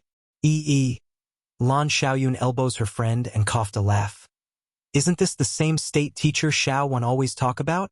From what I can see by having them stand together, they're a perfect match. Back over in the human world, the demon princess would constantly blab her mouth away about her precious state teacher and of how nice he was to herself. They would be blind to not pick up the sort of passion within those words. Pity Di Xiaowan herself was such a sweet dumbaklutz. Otherwise she too would realize her own emotions. Chui didn't reply right away, instead caressed her chin while inspecting the elegant man. I've always been very good at discerning a person. Just look at the guy's interest in our Xiaowan. Che, she is not going to get away from him. She's his for sure. The whispering conversation between the two didn't rouse much of a stir. Rather, it only made the man in question happier at the appraisal. These two are your friends? State teacher asks with his iconic gentle voice. Yes, nodded the demon princess. They are my friends from the human world. One is my sister-in-law's cousin, and the other is the dummy who's trying to steal my sister-in-law. Chui Yi's face instantly turned black like the bottom of a roast pan. What does she mean by the dummy who's trying to steal her sister-in-law? It's clearly her who stole Bai Yan away from me. I knew Bai Yan first, I'm first. You have always had few true friends. Aside from Huang Xiaoying, these two are the only ones. Don't assume Di Xiaowan dislikes the tigress due to the sort of words she used in their conversation. They are in fact actual friends, the very few friends the demon princess actually had in this world. As for why there are so little, it's because most are either getting close in order to use the princess or get close to Ditsong using this channel. They aren't to be trusted. With a big smile, the girl wanted to speak again to introduce her friends to this one man whom she trusted. However, the wonderful mood was promptly foiled on by the frail and weak-looking female coming over from the entrance. Contract Black Turtle, 7. Your Highness. This bowing individual with that outstanding bodily features would be none other than the small fox brought back the other day. Her name Qiuyu. State teacher. Di Xiaowan ignored the stunning model of a female and turned to the man who has come as well. Has she been following you around? Over the years, state teacher has never been with another female, much less bring them around wherever he went. There's no way the princess wouldn't have strange ideas about the situation in this case. Naturally able to pick up on his crush's unhappy mood, the man soothes her by caressing that small head with his spoiling gesture. Didn't you say you will trust me? Nodding after a brief startle due to the intimate contact. I did. Yes, I should believe in state teacher. There's no way he would treat others differently. It's just that. As soon as that idea came to mind, her heart flared with heat due to how shocked she was inside. It can't be. I also have state teacher in my heart. Otherwise, why else would I care if he has someone by his side? I only accepted him because I wanted a cute little baby. Go ahead and take your friends for a good stroll. I got a surprise for you later once you get back. Gentle in his smile, the man suggests after seeing the others standing around doing nothing. Okay? Di Xiaowan giggles in her smiling face, glistening with hope for the supposed surprise. Then I'll wait for it. Xiaoyun. Let's go. I'll show you around my home. After saying this, the princess pulled both her friends along and left, leaving only the tigress cluelessly standing around in the background. Huang Xiaoying understood she's been forgotten, of course. But, instead of being depressed at being left behind, she's more intrigued by the sparks flying between the princess and state teacher just now. Oh, I need to get this information back to Pa and grandmother. This is huge news. Without delay, the tigress promptly abandoned the thought of being discarded and ran for the palace exit, which left the man and fox lady in the background staring at her back. Qiuyu, the princess was kind enough to take you in. If you dare make her unhappy. State teacher coldly glances over to the model lady behind himself after a momentary delay. I will be the first to knot you off the hook. If not for the fact that he has something to do on the outside and didn't trust this unidentified woman to be alone, state teacher would otherwise never allow her to be near himself. The risk of something off happening remains way too high for his liking. Issue was, he couldn't let his woes be known to the princess just yet. Lord State Teacher, I didn't. Qiuyu's eyes flashed with panic, kneeling there to show her sincerity. I don't care if you mean it or not. As long as you cause Xiaowan to be unhappy, then it's your fault. The man snaps and cut her off. From this point forward, you are not allowed to appear anywhere near the princess. If you do, the punishment will be severe. He would rather kill 1,000 than to allow one single mistake to bypass his guard. No risk shall ever get past his sight. As you command, my lord. Leave then. He waves his hand and dismisses her with cold indifference. Contract Black Turtle, 8. State Teacher. Before anyone knew it, Fourth Elder had somehow arrived from the back and come before the man, smiling in his face. I can tell the princess is not indifferent to you. There's actually a solution we can use to have Her Highness stay away from this unknown woman. Turning to the elder, what's the solution? If you be nicer to this Choyu, then the princess will dislike her some more. This white fox is too mysterious. It's far better to expel her as soon as possible. Fourth Elder had furrowed up his brow by then due to remembering some of the past incidents. Not speaking for a moment, State Teacher was obviously contemplating the idea. I will find out her identity first. If I know she's coming with bad intentions, then she won't get away with taking advantage of Xiao Wan's kindness. That only made Fourth Elder grow more anxious. Isn't that too much troublesome? We clearly have a faster way to get rid of this Choyu. No, you are mistaken, Fourth Elder. If something is wrong with her background, I don't intend to let her go at all. I will kill her. Losing the usual gentle kindness in his eyes, this man who's been watching over the palace started to reveal the dangerous side that's within him. What's more, the solution you proposed will hurt Xiao Wan. I won't do that, even if it's meant to protect her. He's trying to marry the girl, not drive her into a jealous rage. No man would do something so silly. What if she gets payback on him somewhere down the line after their marriage? Or worse, she runs off and finds another man. Fourth Elder's expression grew slightly calmer after getting more detail. If that's your decision, I won't say more. I will send some of the cleverer maids to Her Highness's side for protection. You and His Majesty have protected the princess far too well over the years. That's why she's so pure-hearted inside and allowed so many to target her. Don't assume Deetsong doesn't care about his younger sister. The Demon King does care. It's just that, in comparison to a wife and son, the sister naturally has to step aside. Above the noisy streets of the Demon Realm's capital, Chu Yi was currently holding a box of pastries in her hand when speaking to the girls next to herself. Xiao Wan, do you have feelings for that state teacher? Subconsciously vetoing the idea. No way. I and state teacher are too familiar with each other. How could I take him as a lover? I regard him as a brother. There's nothing between us. Is that so? But aren't you going to marry the guy? Marry? Oh, that. I want to have children, and he will help me make lots and lots of lovely children. That's why I'm marrying him. Di Xiaowan once again brought up the image of the Steambun's adorable face and how lovely and cute the little guy was. If my children can be as cute as Xiachen, then I can die happy. At this point, both Chu Yi and Lan Xiaoyun were flabbergasted and popping their eyes out. Don't like the guy but still marry him? Then what's the deal with that jealousness? Does she think we're stupid or something? Xiao Wan, you need to cherish the guy if you have even the tiniest speck of feelings for him. Lan Xiaoyun bites her lip. Otherwise you will regret your words somewhere down the line. Contract Black Turtle, 9. Just as her big brother regretted it at that time, Lan Xiaoyun doesn't want her friend here doing the same thing with that guy they just met. Regarding Lan Xiaoling, who's the eldest in the Lan house, the guy had wanted to be with the female queen of the Feng Qi kingdom since he's been smitten with her. Sadly, due to various reasons like his own self-esteem and the situation with his family's deteriorating status back in the day, the guy didn't have the courage to pursue that love. Then as Bai Yan returned and brought the Lan house to new heights, the situation suddenly got reversed and it was the female who felt inferior. In the end, neither of the couple could get together and remained circling around with no end to their predicament. Perhaps the topic was making the air too heavy for Chu Yi. Before she knew it, a helpless expression could be seen along this holy land's princess face. Do you have someone you like too? Lan Xiaoyun asks after noticing the oddity. Huh.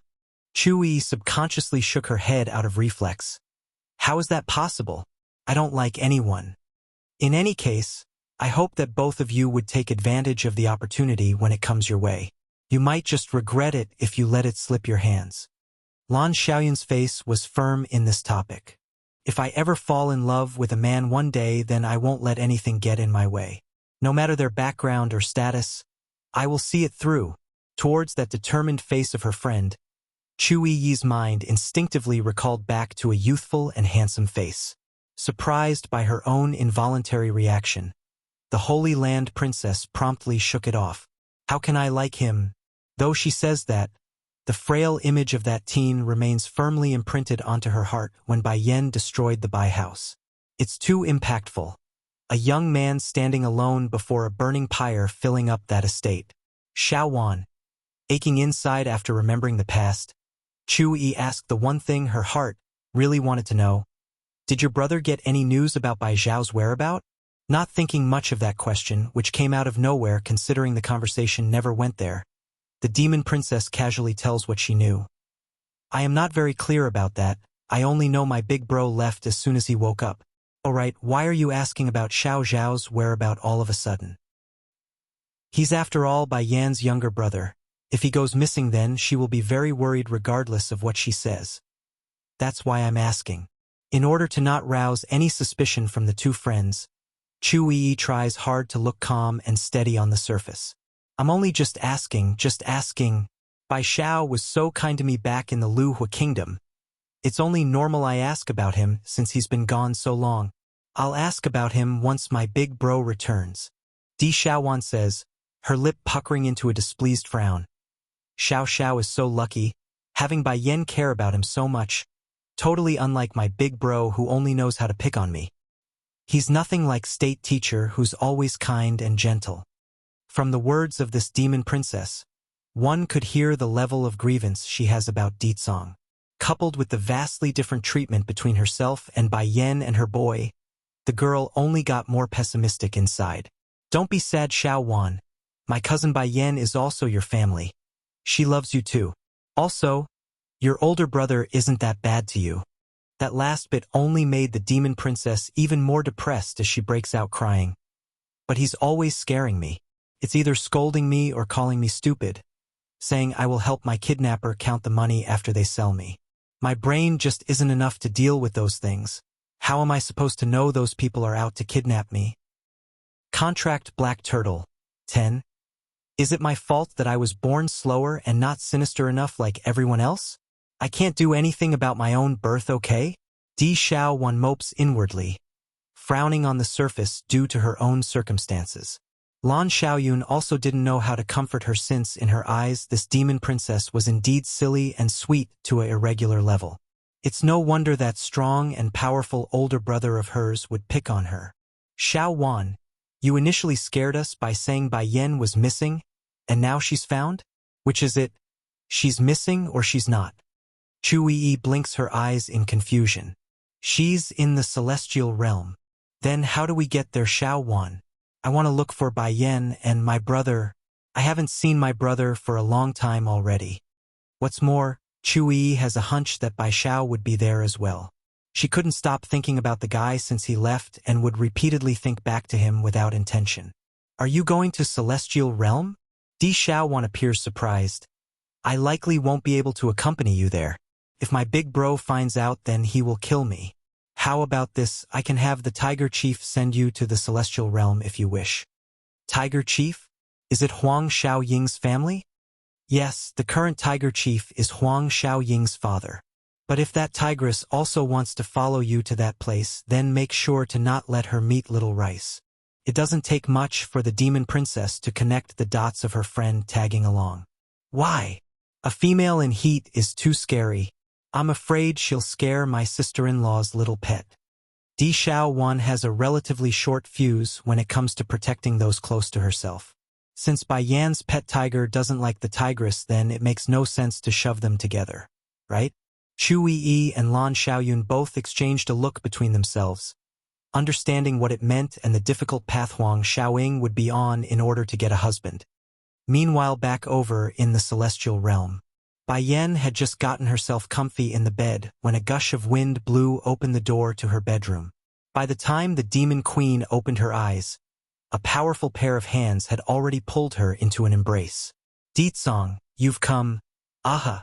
Hoarse in his voice, the man's gentle demeanor stroked at the woman's senses. Since you didn't go back to the demon realm, I decided to come to you instead. I believe you still owe me something from before. As soon as he finished that, the demon king leans downwards and kissed the female in his embrace, all the while swinging the door closed with a mere whisk of his sleeve. 8 years. It's been 8 years since he had any taste of this fine, delectable woman. Many times Song would have the urge to rush out of hiding and take her, but every time he would suppress the desire out of his love for her. And now, he's finally able to release all the pent-up frustration rearing to pop from his groin. There's no way he would let her sleep tonight.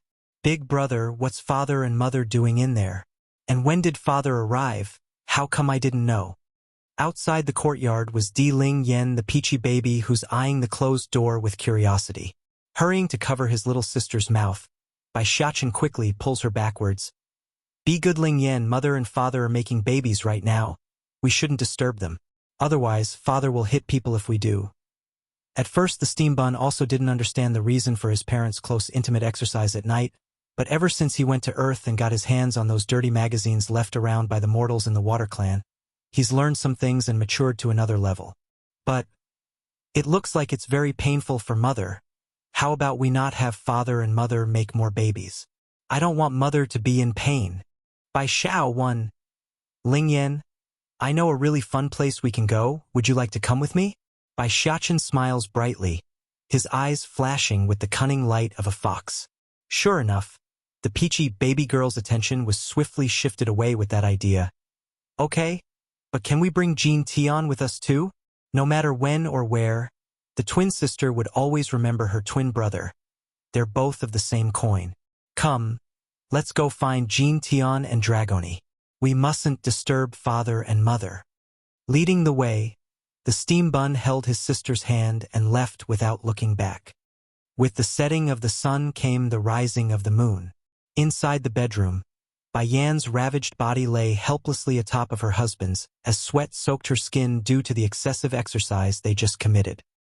Song. She grinds her teeth in frustration after gathering her breath. The wife here still hasn't gotten over the intensity and madness this guy did to her despite the pleas for mercy. Grinning mischievously like a sly dirty fox that he was, the evil smile of the man only showed the level of egotistic pride he had in what he's done. Yen, your flavor is so beautiful and mesmerizing. I can never get enough of you. You beast. This guy is a beast.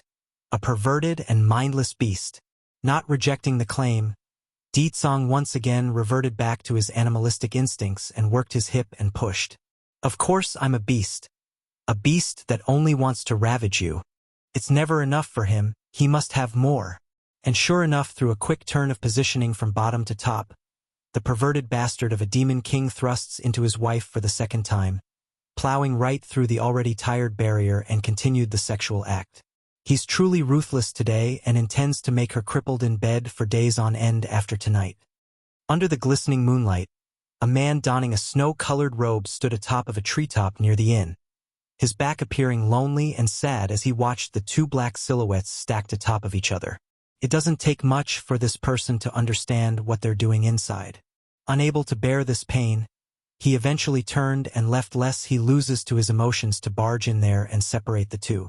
Wandering aimlessly through a forest, God eventually came to a halt after sensing an energy signature nearby. God. Coming out from hiding was a woman donning a long blue dress, her face veiled with a thin silk to give off an outer appearance beauty and purity. What are you doing here? He asks with that forever emotionless voice of his. I came to see you. Yun Ruoshi's gaze was as captivated as ever towards this man. It's so bad that the woman had started to approach without thought. You never divulged my locations to Bai Yen and Song. Is it because your heart still has me in there? After she was rescued, she had gone to meet with God on several occasions.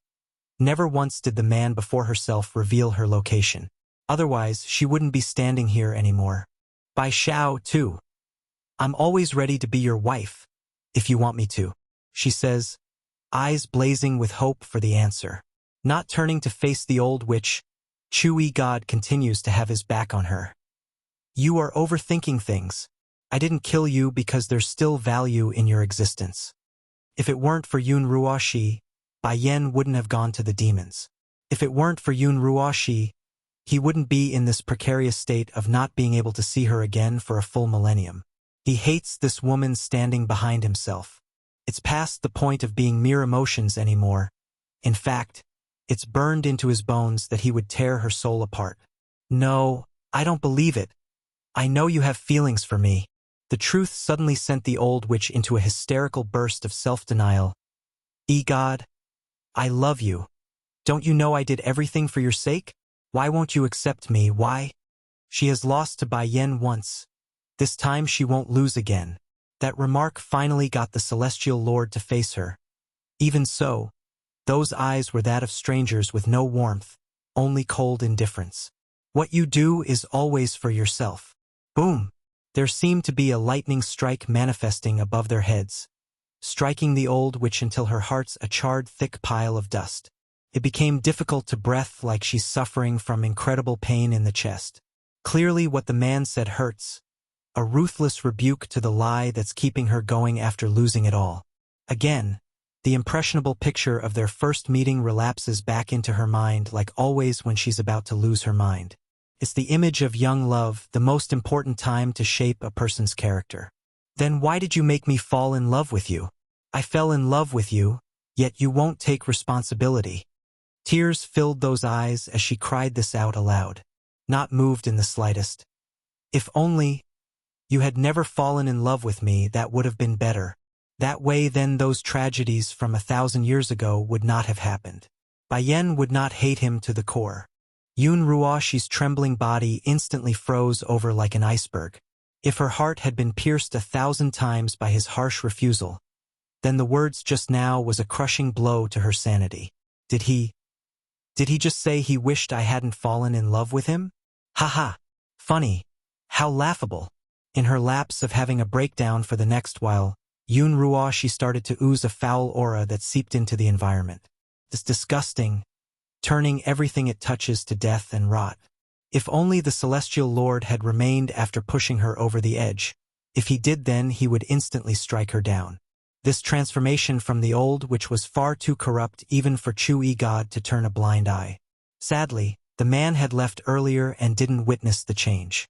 Bai Yen, if it weren't for you, then Chewy God would have fallen in love with me. You clearly have the Demon King already. Why are you stealing what's mine? I won't ever let you go. Never. Yes. Everything that's wrong in her life was the fault of Bai Yen. It's not her own deceit and lies. It's not her own treacherous scheming and foul heart. It's all someone else's. Vowing for revenge was one thing, actually carrying it out was another. Yun Ruoshi was no fool. She knows Bai Yen and Ditsong remains out of her reach. Getting up from the ground through much struggle, she sneered at the dark open sky and disappeared through a rip in the fabric of reality.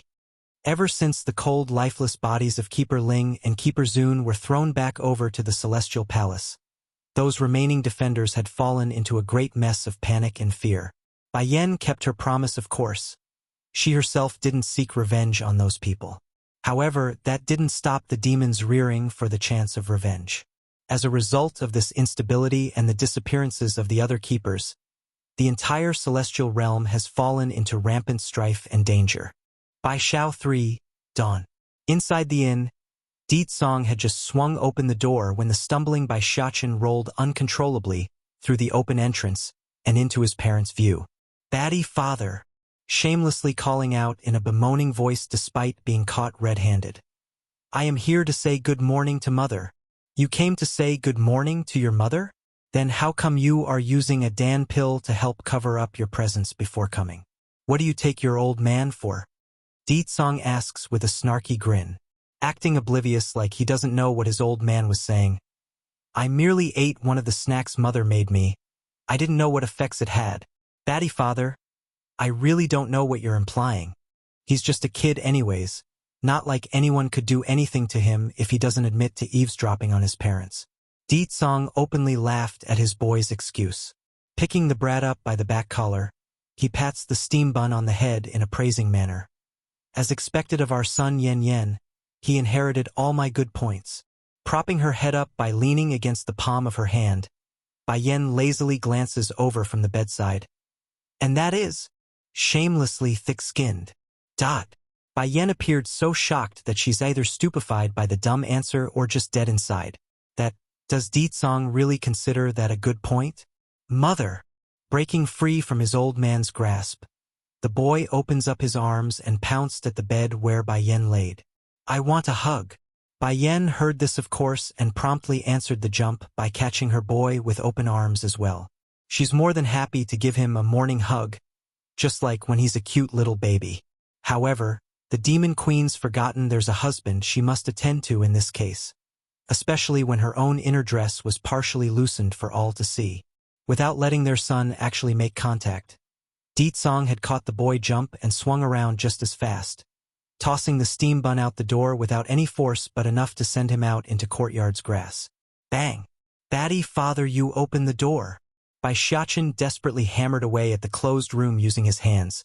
That voice sounds so wronged that it's difficult to listen. I already gave you and mother some alone time. You can't hog mother forever. I want to be with mother, so you open the door. He continues to hammer away to no avail. Ignoring the ruckus outside the room, Ditsong swings around to his wife and locks onto those delicate breasts that's clearly flashing before his eyes. Put your clothes on, pricking her eyes up at her husband's order. But he is my son. Besides, I'm not completely naked, only a little that can be easily covered with a knot. You aren't to be seen by other men below the neckline. Bai Yan's mouth twitched. He is only 8 years old, not a man. That word only applies to those without a third leg. Are you saying our son doesn't have a third leg? Ditsong counters with his own logic, refusing to budge on the issue. But Jin Tian is only 2. He's not allowed either. Jin Tian is also a male, though still a baby, but still a male. Yen Yen, why don't we go for a few more daughters? This way Xiachen won't be able to pester us by preoccupying his energy with someone else. Flashing an evil light in his scheming eye, Ditsong fires off his evil grin of doing something devious. Sure enough, the Demon King carried out his evil thoughts by pouncing like his son at Bai Yen and removed all the clothes in its entirety. Bare and naked, man and woman unites and bonds into one single ball in that bed once again, raising the hormone in the room to an abnormal level. Bai Xiao for... Wait! Bai Yen attempts to stop her husband's advances by pressing the palm of her hand against that big, powerful chest. I still have other things I want to ask you. Hold it! Ditsong stopped his ill-behaving hands at the order, staring down at the panting woman beneath himself. Of course, my dear wife, I will answer anything and everything that you wish of me. Have you gotten any news about my brother Bai Zhao's whereabout? Now that peace has returned to the celestial realm, I want to bring him home with us. It's also the reason why I made such a big fuss before. It's to let him know what I've done. She did not forget the bothered face of her brothers when they met over at the Demon City. Originally Bai Yen had wanted to get the details and help. Sadly, the following fighting and such went out of her hands and caused her to miss that opportunity. I'll send someone to look for him. Don't worry, he'll be all right. Bai Yen moved her mouth to say something else but quickly stopped midway since there's nothing else they could do at the moment. I hope you're right. In this world, aside from her husband and children, Bai Xiao would be the Demon Queen's closest family. If anything happens to him without her knowledge, this lady would never be able to forgive herself. To the north of the celestial realm, there lies a frostbitten region of mountainous terrain, more commonly known as the Snow Realm. This part of the world never gets to see the light of spring, nor the greens of nature, only the snowy white landscape of ice and cold. Even so, life persists here in where it shouldn't, and a city had sprouted out from the grounds suitable for human inhabitants. Of the several clans making this frostbitten field their home, the strongest would be none other than the Snow Clan, a suitable name considering the climate and environment.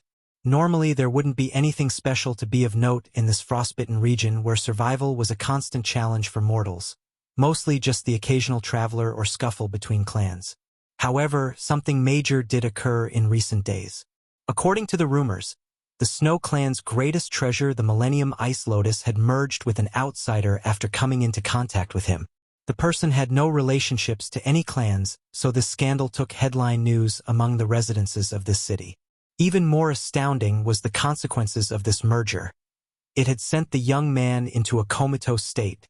Naturally, the Snow Clan's leading chief wouldn't be pleased at having their greatest treasure stolen by an unknown stranger that came out of nowhere.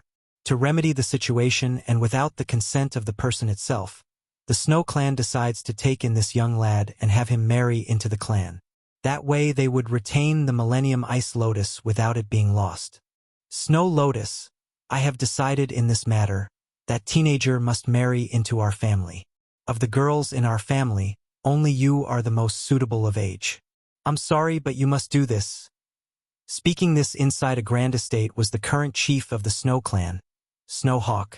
Biting her lip in grievance, the girl by the name of Snow Lotus angrily lashed out.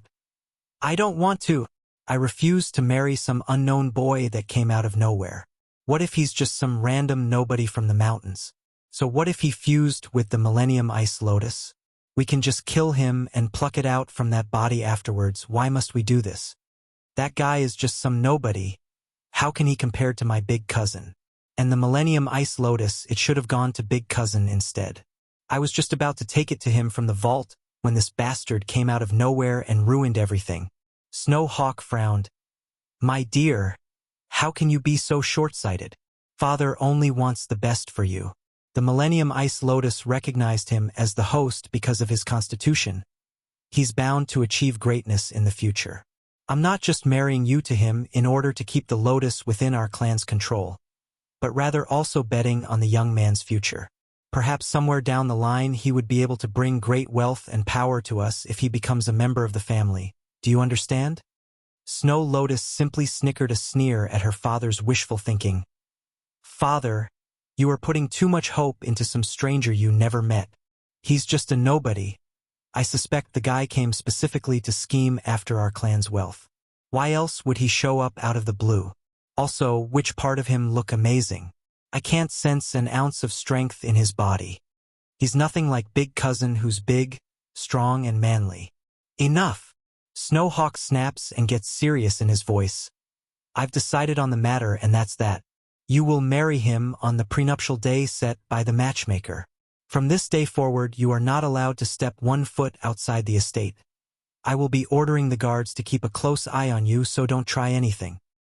By Xiao 5. Lotus's expression changed for the worse after the lecture.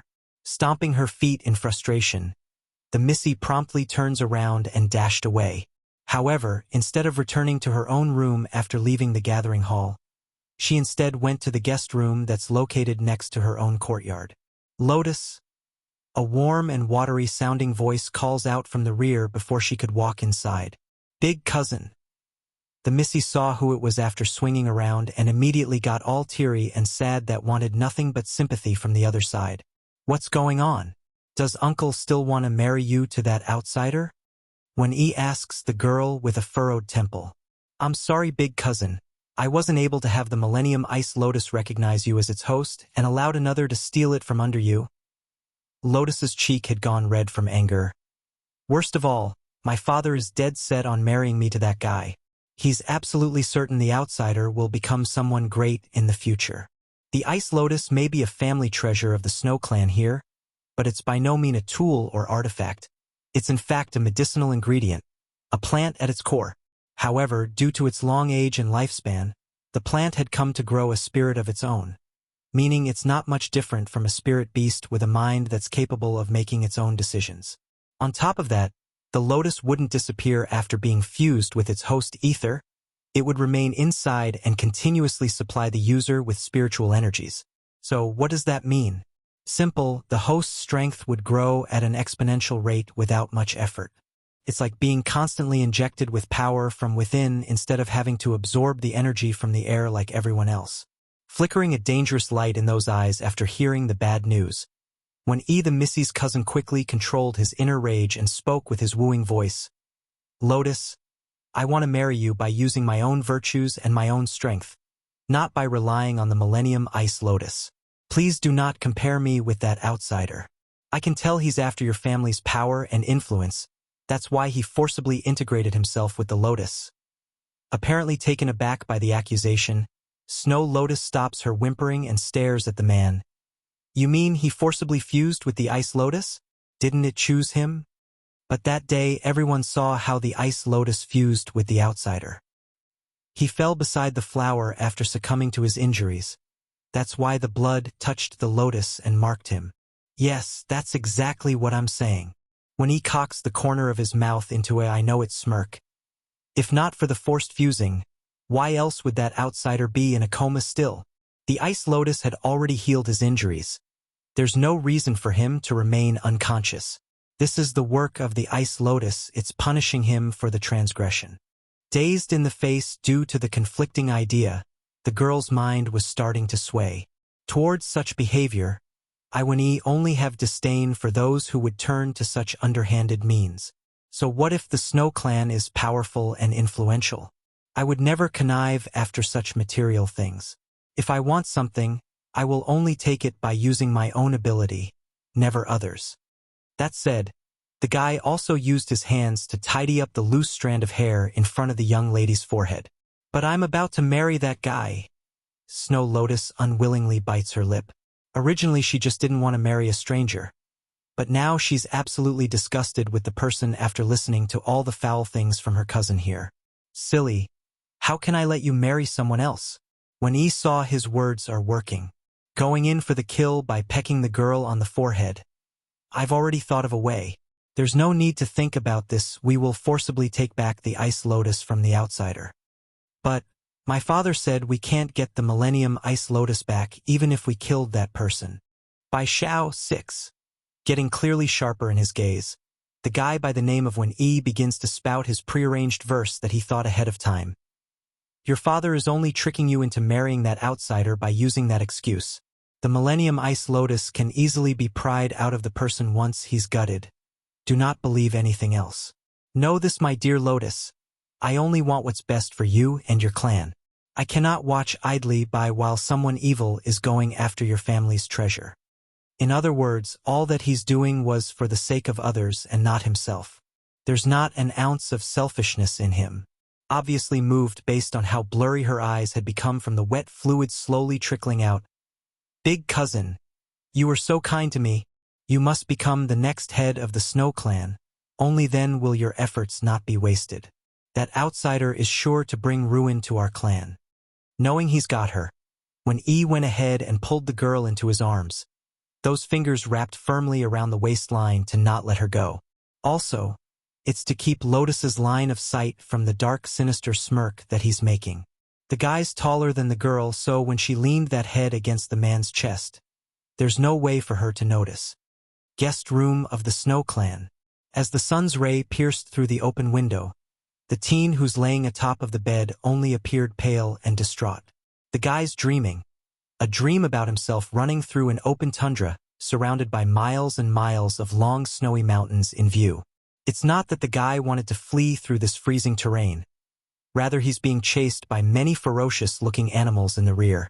In his frantic urgency to save himself, he eventually slipped and came crashing down into the ice, leaving a streak of blood through the ground as a result of the mishap. That was it. He knew there's no running after this. Closing his eyes in fear, the guy in the dream shivers uncontrollably at the impending death. Yet, the expected slash from a razor-sharp claw never came. Confused by the delay, he slowly opens a gap through those closed eyelids and peeked. It's there that he met her, that brilliant figure standing in front of himself and blocking the animals from eating him. You bunch are so bold. The girl's voice sounded crisp and cold, yet easy to the ear. Didn't I say no demon or demon beast is allowed to attack humans without strong reasoning? Did you all forget my orders already? Originally, the demonic beasts surrounding the youngster were still rearing to go at him. But after that harsh tongue lashing, they promptly retreated away with a longing affection for their prey. It's not often they would come across an easy human for food. Therefore, it's no wonder they would be so adamant about leaving. After the predators had all retreated and left the scene, the girl finally turned around to offer a helping hand. How are you? Are you hurt anywhere? Unsure at first on how to react, The teen stammered for a proper reply before he pulled himself together. I'm all right. Just now. Thank you for the help. Don't mind it, the girl smiled. I can tell your abilities are quite low, Here, take this lotus flower, it will help you. But before using it, you must use your own blood to feed it every morning for 100 days to make it recognize you as its owner. Afterwards, the lotus flower will continuously feed your blood with energy and repair any injury you suffer. Slowly taking the flower offered to himself, the youngster shows confusion at the gracious gift. Why are you going this far to help me? We don't know each other. It's nothing special. I'm only doing it for my own pleasure. I can see my past shadow in you. Thankfully, I'm better off now since Grandpapa took me in at the Celestial Palace. Otherwise, I would still be hunted by those people. In that moment, the girl's smiling face became firmly etched onto the young man's heart, bringing light and hope into his gloomy life of constant struggle and danger. By Xiao, 7. Looking at the direction of the girls departing back, the teenager didn't know what else to do aside from silently clenching the gift in his hands. Then a thought hit him, bringing purpose to his own life and why he should live. I will definitely repay you for your kindness. Wait for me. Once I get strong enough, I will find you and swear my loyalty to you. Unfortunately, that vow would never come of fruition, for the girl herself had already perished from this world once he's grown strong enough to safely move on his own. Meeting yet also a farewell tragedy of fate itself.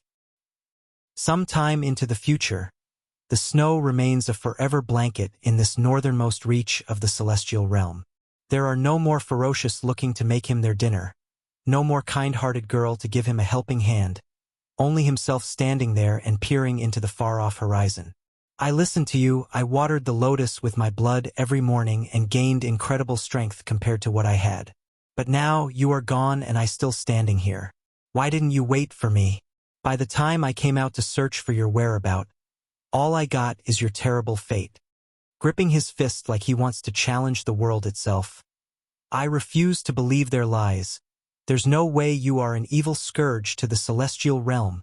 Those hypocrites, all they ever know is to look out for their own interest and ignore those like me who needs help in the dark corners of this world. I will make them pay for this. A blood debt must be paid with blood. They took your life and now I will take theirs as payment. That said, tears began to flow down the young man's cheek. Maybe I will be able to meet you again in the afterlife. Outside the celestial palace some days later. Who goes there? An old man who's clearly in charge of watching over the entrance gate yells at the coming young man. I'm here to avenge her. Sneering in the face, the young man proudly proclaims as he continued to move forward. Even if he's no match for the keepers of this place, he won't back down. Death doesn't scare him. I don't care who you are, but coming to the celestial palace and causing chaos is punishable by death. At the old man's word, the soldiers and defenders all began to brandish their weapons and quickly surrounded the intruder. With a few jabs of the spear and slashes of the sword, holes riddled the person and left him critically injured. If left unattended, he's sure to die from these wounds. With only that measly strength and you still dare to come cause trouble?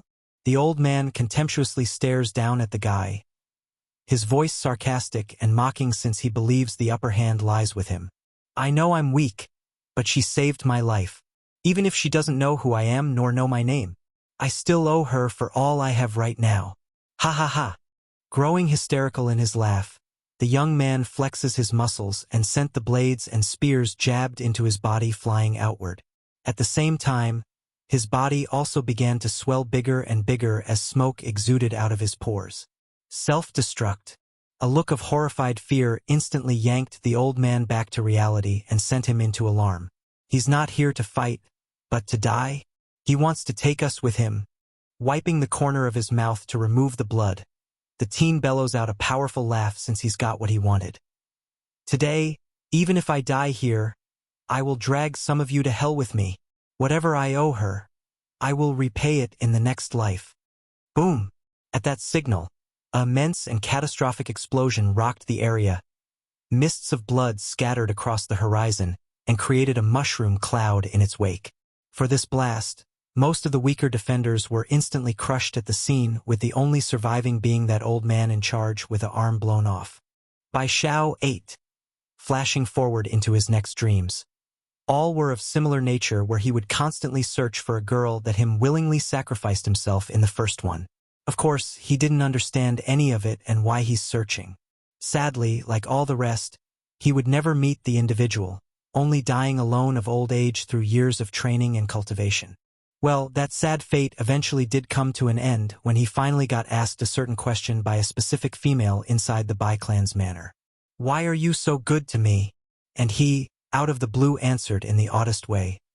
"Perhaps it's my way of repaying a past debt from another life to you." In the Snow Clan's guest room, the teen who's been unconscious up till now finally loosened his furrowed forehead, letting a drop of tear to slowly trickle down the side and soaking the bed sheet. "I see. I became her brother in this life because she saved me in a past one. I came here for her, willingly to do anything to repay that debt." Unbeknownst to Bai Xiao himself, the sudden act of himself shooting open those eyes had startled the dagger-wielding girl beside his bedside. One could say he got very lucky in this moment, for who knows what this female had intended for him. "You?" The panicking young girl quickly hides her blade and asked with biting lips. "You're awake. This is bad. Father will definitely come check on the loud commotion if try to gut him." "Aha!"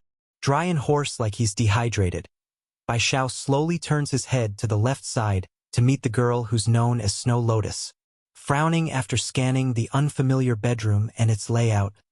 "Where am I?" Lotus actually found herself unable to respond for a short moment there. Not for being asked a simple question, of course, but rather due to the extremely manly and attractive voice she just heard.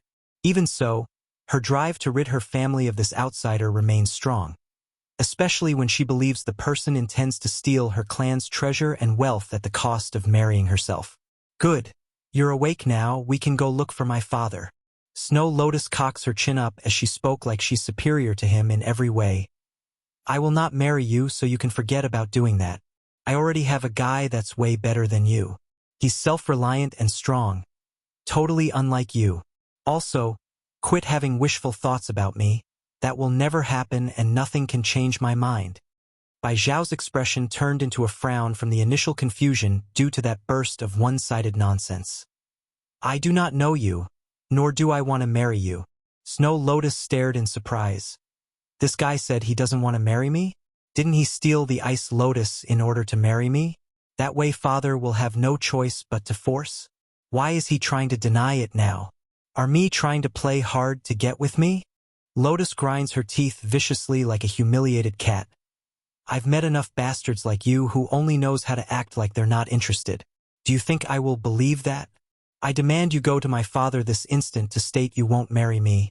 Otherwise, I would rather die than doing so. I am the daughter of the Snow Clan. Who doesn't admire me in this northern Iceland? Don't take me for a fool just because you got some acting skills." Bai Xiao 9. Bai Xiao didn't want to waste more words with this girl who's clearly deaf in the ear.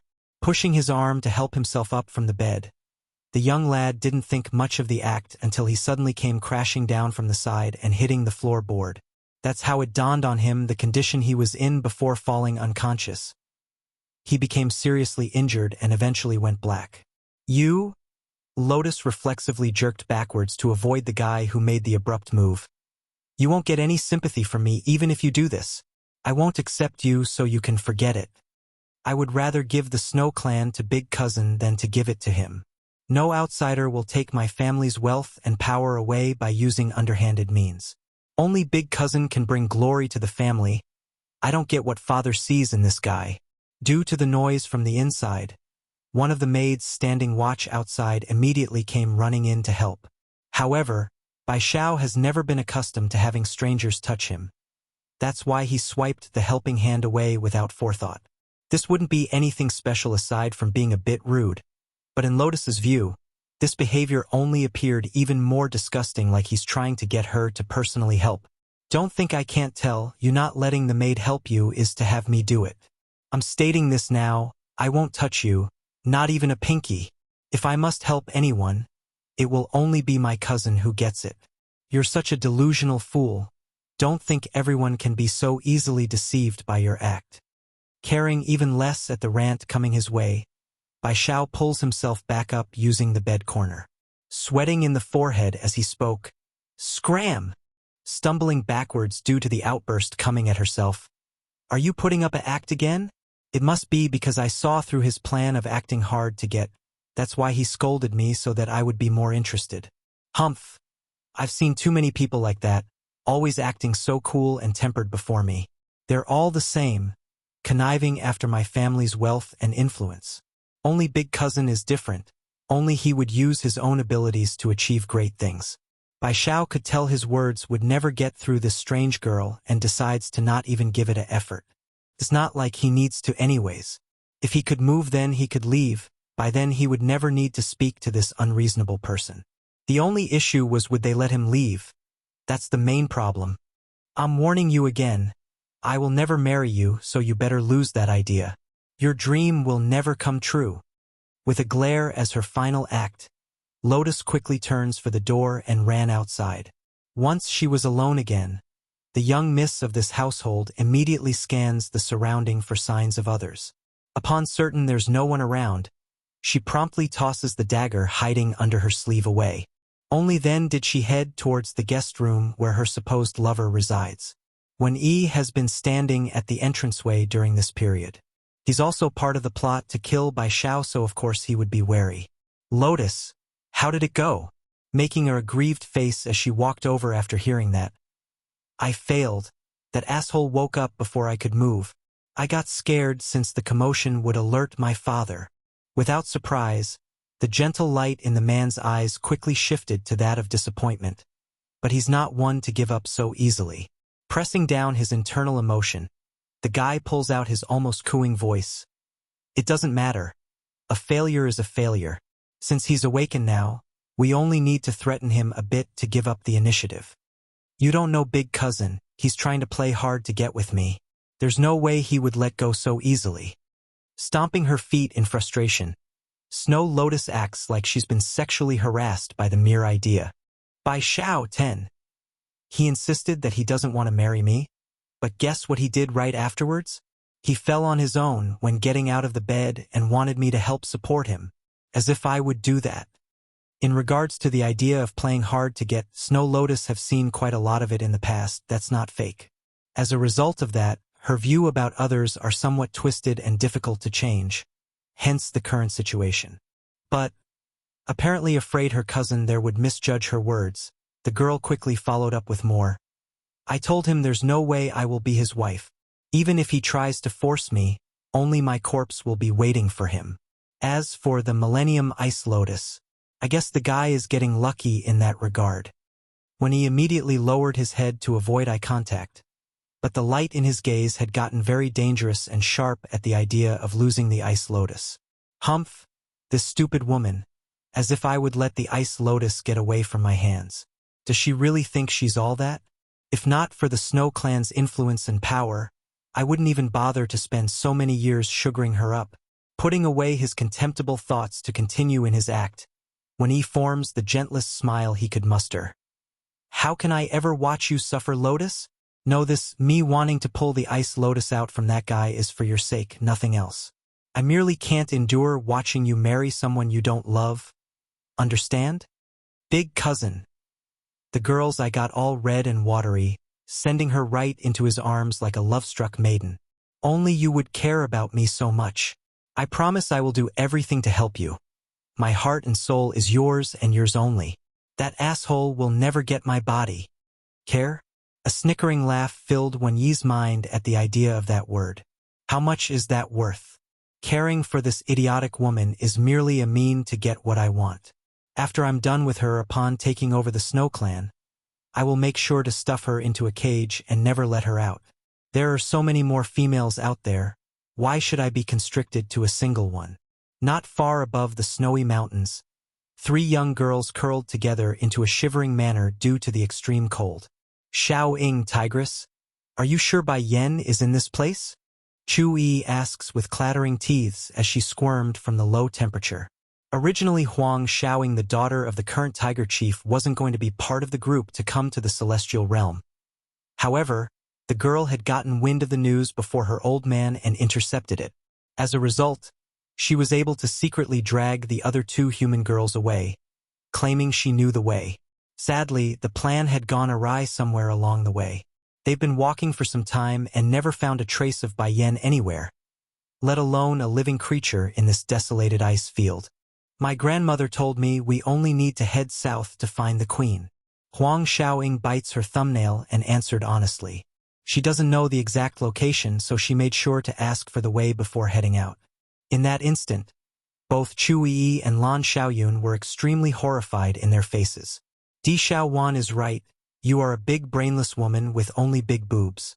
This is the north, we've been walking northward. Chu Yi, the Holy Land's own princess, jumps up and points her finger in an accusing manner at the tigress. Normally this Chu Yi wouldn't have such an outburst even if they went the wrong direction. But this Huang Xiaoying didn't even bother to tell them about the information from the old grandmother. Now they're even further than ever from Bai Yan's location. Did I go the wrong way? The tigress also turned green at the idea, her head stiffly looking around like she's finally realizing her own mistake. Stupid, you idiot. You're killing me. Chu Yi's beautiful eyes glared at the tigress like she wants to chew her out. However, her temper instantly vaporized at the cold breeze that ran through her spine in the next. Forget it. Let's find a place to rest first before heading back. Lan Xiaoyun gets up at the good suggestion, her teeth also clattering from the cold. Yeah, let's do that. I don't get it. I've never been affected by the weather since I started to cultivate. Why am I feeling it now in this place? Exhaling to release a puff of white mist from her mouth. Let's head to that city we saw back over that hill. We can get a room at the inn or something and warm up before heading back. Snow Lotus, Snow Moon 1. Let's go. Chu Yi rubs her shivering arms. We need to hurry. The sun looks like it's about to set. I don't want to be out here in the middle of the night. Aha! Huang Xiaoying, the tigress, whimpers in support, following closely behind the two so they won't be lost a second time. Fortunately, the city in question wasn't that far from their location. Before long, the party had come upon a sign with the name Ice Realm clearly written on the surface. Watch out! Chu Yi had only taken the first step after seeing the sign when a loud hollering cry caught their attention from the forefront. Looking up, they could see a frantic three-striped tiger speeding towards their location with another girl trying to give chase from the rear. It's obvious this out-of-control tiger belonged to that anxious-looking girl who's crying and calling for its stop. Xiaoyun. Both of you step aside. Huang Xiaoying's expression got all serious and hurriedly pushed her two companions away to act as a shield for this rampaging animal. You stand right there. She locks onto the three-striped tiger and orders with her resounding roar-like voice. Perhaps it's due to that roar, or simply because they're both tigers, but Huang Xiaoying's words definitely had an effect and settled the poor animal. Even so, the frenzied look in those eyes did not disappear and remained strong despite being more subdued and not moving. Tigerly, the girl who's been chasing from the back wanted to take this chance to check on her precious friend, when the tigress promptly raised a hand out to stop it. You can't go over there. He's in a frenzied state and will hurt anyone that draws near. Then what am I supposed to do? Wiping some of the tear away, the poor girl weeps. My Tigerly have always been very good and would never hurt anyone. Why did he suddenly lose control like this? He even refused to listen to my words. Huang Xiaoying realized that the girl was sincere about caring for the three-striped tiger. Easing up in her stern face, "Did you feed him a tiger-tail grass?" "Tiger-tail grass, what's that?" The girl appeared puzzled at the name. Tiger-tail is a medicinal material, useful for many types of recipes. However, tigers themselves can't eat it, otherwise they will become violent and lose control. Sister, can you help me save Tigerly? He is what mother left me before she passed away. I've been with him for many years. I don't want to lose him. The young teenager pleads, her face all red and flushed with emotion. Although in the celestial realm predominantly shun demons, but there are some who are able to contract with demonic beasts, provided they gain the approval of the animal itself. However, there are also many cases where the poor creature are tortured until they submit and forcibly enslaved. Don't worry. Tiger Tails has a time limit before its effect are worn off. We only need to wait and do nothing. But the teenage girl casts a glance at her familiar before biting down on that lip. But what am I going to do? People from the city are going to be coming through this area. I'm afraid they will encounter Tigerly and create a scene.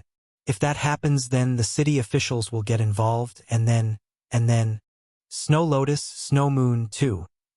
If Father finds out Tigerly will hurt someone from the city, then he will dispose of him for sure. By then, even begging will be useless. Xiaoyun. Huang Xiaoying murmured in hesitation.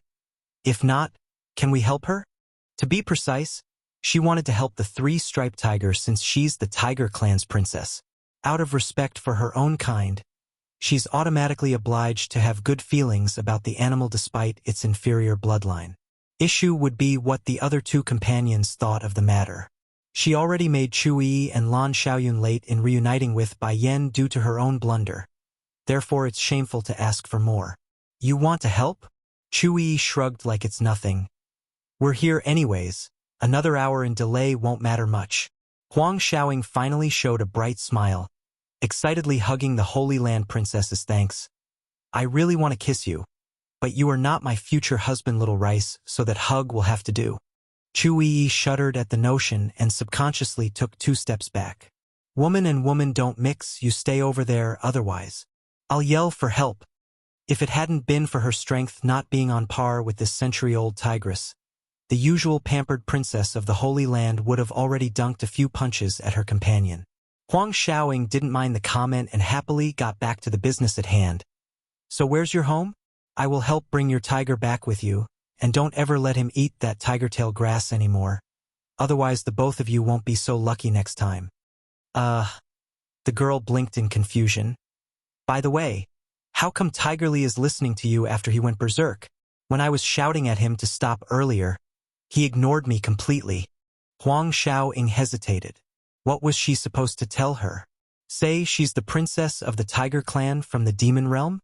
That the three-striped tiger stopped because of her superior bloodline lineage? This, murmuring for a while without thinking up a good excuse. Probably because your tiger is a pervert, that's why he stopped at the sight of the beautiful Omi. Instantly, the sprawled-out tiger who's shivering on the ground bemoaned a growl in protest. Which part of me looked like a pervert? I'm clearly stopping because of the bloodline suppression from you. On the contrary to the blank faces of others, the young teenage girl at hand believed that excuse full-heartedly. Why shouldn't she? Her familiar's safely at put and wasn't rampaging around. Then I want to grow up looking just as beautiful as you. That way Tigerly won't ever go on a rampage anymore. This girl, can she be as dunce as Di Xiao Wan, Demon Princess? How can she even believe that obvious lie? Alright, I forgot to introduce myself. My name is Snow Moon. I'm the youngest daughter of the Snow Clan and we're the biggest family clan around in this ice realm. I'll take you to my home, so please follow me. After saying that, Moon wanted to reach out and pat her familiar's head when she came eye to eye with the glaring look of the tiger. Out of reflex, she instinctively flinched her hand backwards lest she be bitten. She's sad about this outcome, but more than sadness, Snow Moon was more confused about when her friend ate a tiger tail grass. She knows that's not something she had in her possession, that's for sure. The Snow Clan's estate wasn't very far from the city gates. Therefore, it didn't take long for the group to arrive at Snow Moon's home, where they came face to face with another female at the doorway. However, instead of being welcoming and warm, this peach blossom-looking woman only had disgust in those eyes when she examined the girls. Snow Moon, who are these people? Did you get father's consent in bringing outsiders into our city? Chui and Bai Xiao Wan, big sister. Snow Moon clenched that pink lip into a thin line like she didn't want to give the details. Just now Tigerly lost control and it was these 3 sisters here who saved him. If they leave, then Tigerly will go into a frenzy again. Upon hearing that the 3-striped tiger went berserk, Snow Lotus swiftly shifted her attention to the animal in question. Out of fear at recognizing the ferocious glare, she immediately took a few steps back. Fine, if they're here to look after your tiger, then they can stay for now. But once Tigerly is fine, then they are to leave immediately. Our Snow Clan won't allow just anyone to sucker up to our feet." Without surprise, Chu-yi of the Holy Land instantly blew up after hearing that derogatory remark.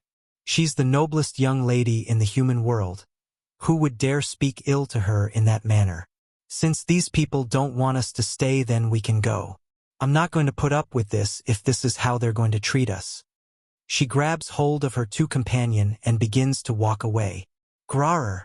Without Huang Xiaoying's bloodline suppression, the three-striped tiger issued a growling roar in the next, its eyes red and thirsty for blood. Seeing this, Snow Moon, who's been trying to mediate the situation, quickly got teary and anxious. "Big sister, what are you trying to do? These are my guests that I invited. You have no right to drive them away." Snow Lotus would of course be offended in the way her younger sister rebuked her, but she's also not blind to the danger that's quickly brewing nearby in the form of the tiger. It's already locking onto her body and fangs baring, going pale at the dangerous possibility. "I was just kidding. I didn't mean to drive them away." Chu-yi finally stopped her moving legs after hearing that, but her face wasn't that of complacent or happiness at being allowing to stay. It's contempt. "That's too bad. We no longer want to stay. If not for Xiaoying asking us to help the three-striped tiger, we wouldn't even bother to waste time in this frigid place. Don't think people are going to come and go as you please just because you got some influence here due to your family background." Chu-yi has never suffered such indignation. Not in the past and not into the future. As for Huang Xiaoying, who wanted to help the most, she too has been enraged by the maltreatment of the older sister here. Turning her head, this big-breasted dunce made it clear she's also displeased. And regarding Lan Xiaoyun, well, her temperament couldn't be called the best either. Sure, her abilities aren't at the level of the other two girls in her party, but that doesn't mean she would just take the insult. After all, she had her cousin Bai Yan to support her. What did she have to fear? Snow Lotus's expression changed for the worse after sarcastic remark. "I'm not wrong. If these people are not here to lick their feet and gain some benefit, then why else are they trying to get close to her younger sister? Only Moon is blind enough to believe them. I Chui have never sucked up to anyone in my life." She proudly cocks her chin up. "Also, there is nothing in this world that is worth having me suck up to others." Snow Lotus gnashes her teeth and glared angrily at the Holy Land's princess. How can there be such a brazen person in this world? She clearly wants to take advantage of the Snow Clan's influence yet refuses to admit it. She's just like that bastard inside the estate, both shameless to the core. "Big sister." Snow Moon couldn't take it anymore and stomped her feet in frustration. "They are my guests, so I will decide on the matter. If you cause Tiger Lee's death, then I will die with you." Chu-yi and Bai Xiao, too, taking another few steps back in a hurry after hearing that growl. Snow Lotus bursts out screaming, "Crazy? You're all crazy. I'm done staying here with you nutcases. Moon, I pray for you that these people aren't coming with bad intention. Otherwise, not even father will let you go." Giving a final glare at the Holy Land princess who dared to talk back, the pompous and rude miss of the Snow Clan twists around and fled back into her home. "Xiaoyun, Xiaoying, we're leaving too. Let's go." Chu-yi did not intend to stay despite winning the banter and pulled at her two companions' arm again. She's never suffered indignation before in all her life thus far. It's frustration and making her very unhappy. Huang Xiaoying widened her eyes. She's somewhat reluctant to leave and gave a casting glance at the three-striped tiger. However, her indecision steadied at the remembrance of Snow Lotus's maltreatment and poor attitude. "What are you dropping your mouth for? Didn't you hear what that woman said? She only knows how to look down on people. If anything goes missing in there, then I can guarantee you she will blame us for the theft." The annoyance clearly didn't leave yet, hence the sort of words coming out of Chu-yi's mouth. "Yi is right," Lan Xiaoyun also chimes in after a moment of thought. Turning to Snow Moon, who's all anxious and worried. "I'm sorry, Ms. Moon. We cannot help you anymore. You've heard what your elder sister said. We don't want to get mixed in with the problems of your family, so we can only keep our distance." "But..." Snow Moon's eyes immediately got all teary and red. "She is her and I am I. I won't let something like that happen. Please, I beg you. Please stay until Tigerly is back to normal. In the end, the plea finally moved the tiger princess. Stepping forward again, Huang Xiaoying speaks with intelligence for once. Let's do this then. I will look after your 3-striped tiger for the next hour until the effects wear off, since we won't be staying. I don't want to stay at this crummy place either, so everyone wins. How about that? Perhaps the way of describing her home as crummy hit a sore spot for Snow Moon.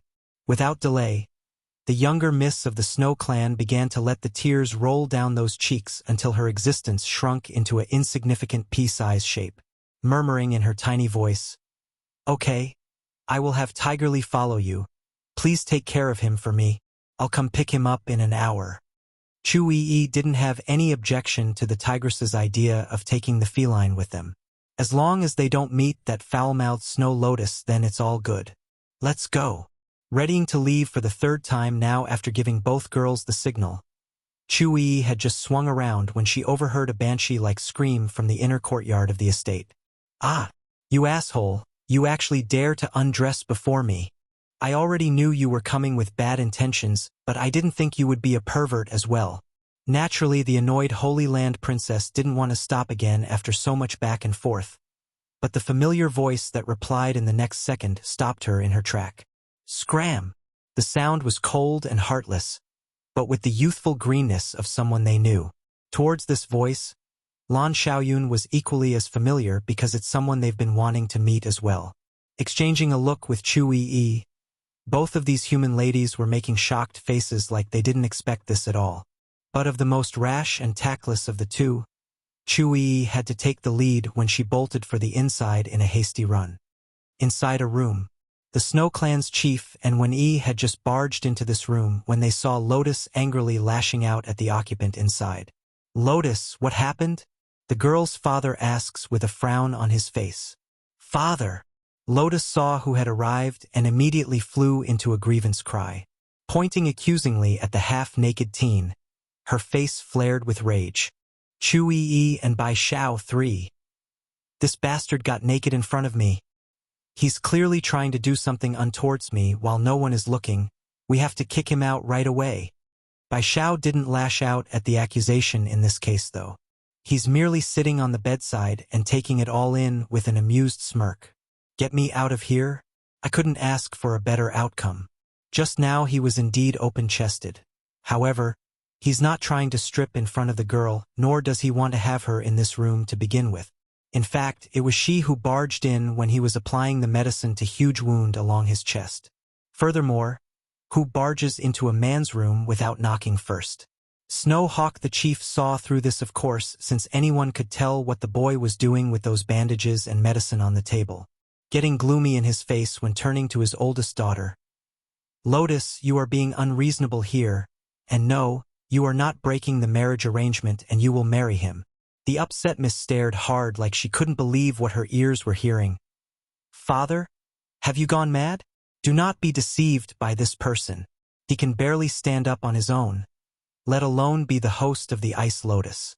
I say it's big cousin who should be." "Enough!" Snow Hawk snaps in exasperated tone. "This is my decision. You will not say more.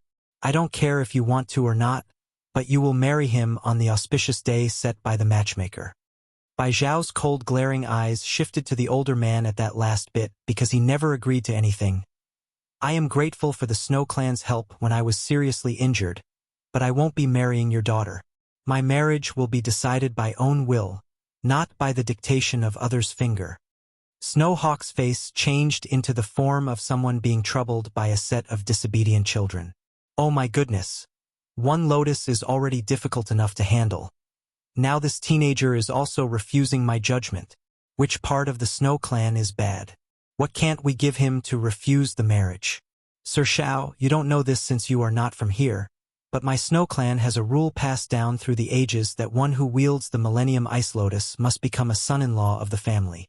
Snowhawk's troubled face reforms into a collected elder teaching their ignorant younglings. "You can't expect me to disregard this rule, can you?" Bai Xiao only chuckled at that. "Your clan's rule is yours. What does it have to do with an outsider like me? I will naturally leave on my own after my injuries recovered some more, but if you wish for me to leave right away then I will. As for the debt of helping me, I will also repay it on a later date when my body permits it, that I guarantee. A debt was a debt, he owes them and won't refute that claim. However, no one was going to force him into anything. Snowhawk's smile crumbled into a thin line of deep troubled thought. Then, just as this older man wanted to persuade some more, an irate outcry came from the Missy in question. "Can't you see, father? This bastard is acting all high-mighty in front of us, so I will have deeper feelings for him. He knows you won't let him leave. That's why he's pretending to not like me. I'm telling you, there's not going to be anyone, ever, to fall in love with him." That last line was exactly what Chu-yi heard when she arrived outside the bedroom. Normally she would be insulted at hearing her friend being berated in such a fashion. But her eyes had already landed on the young dreamy lad in her mind, and that huge gashing wound across the chest. It struck her like a sword in a maiden's heart. "Get out of my way." She shoved Snow Lotus aside, who was directly in her way, and sped towards the young lad. Chu-yi and Bai Xiao, stopping right before the young lad's presence. Chu-yi was only a step away from crashing into him. "You're hurt, Xiao Xiao?" Without surprise, Bai Xiao became startled by the sudden appearance of this friend of his.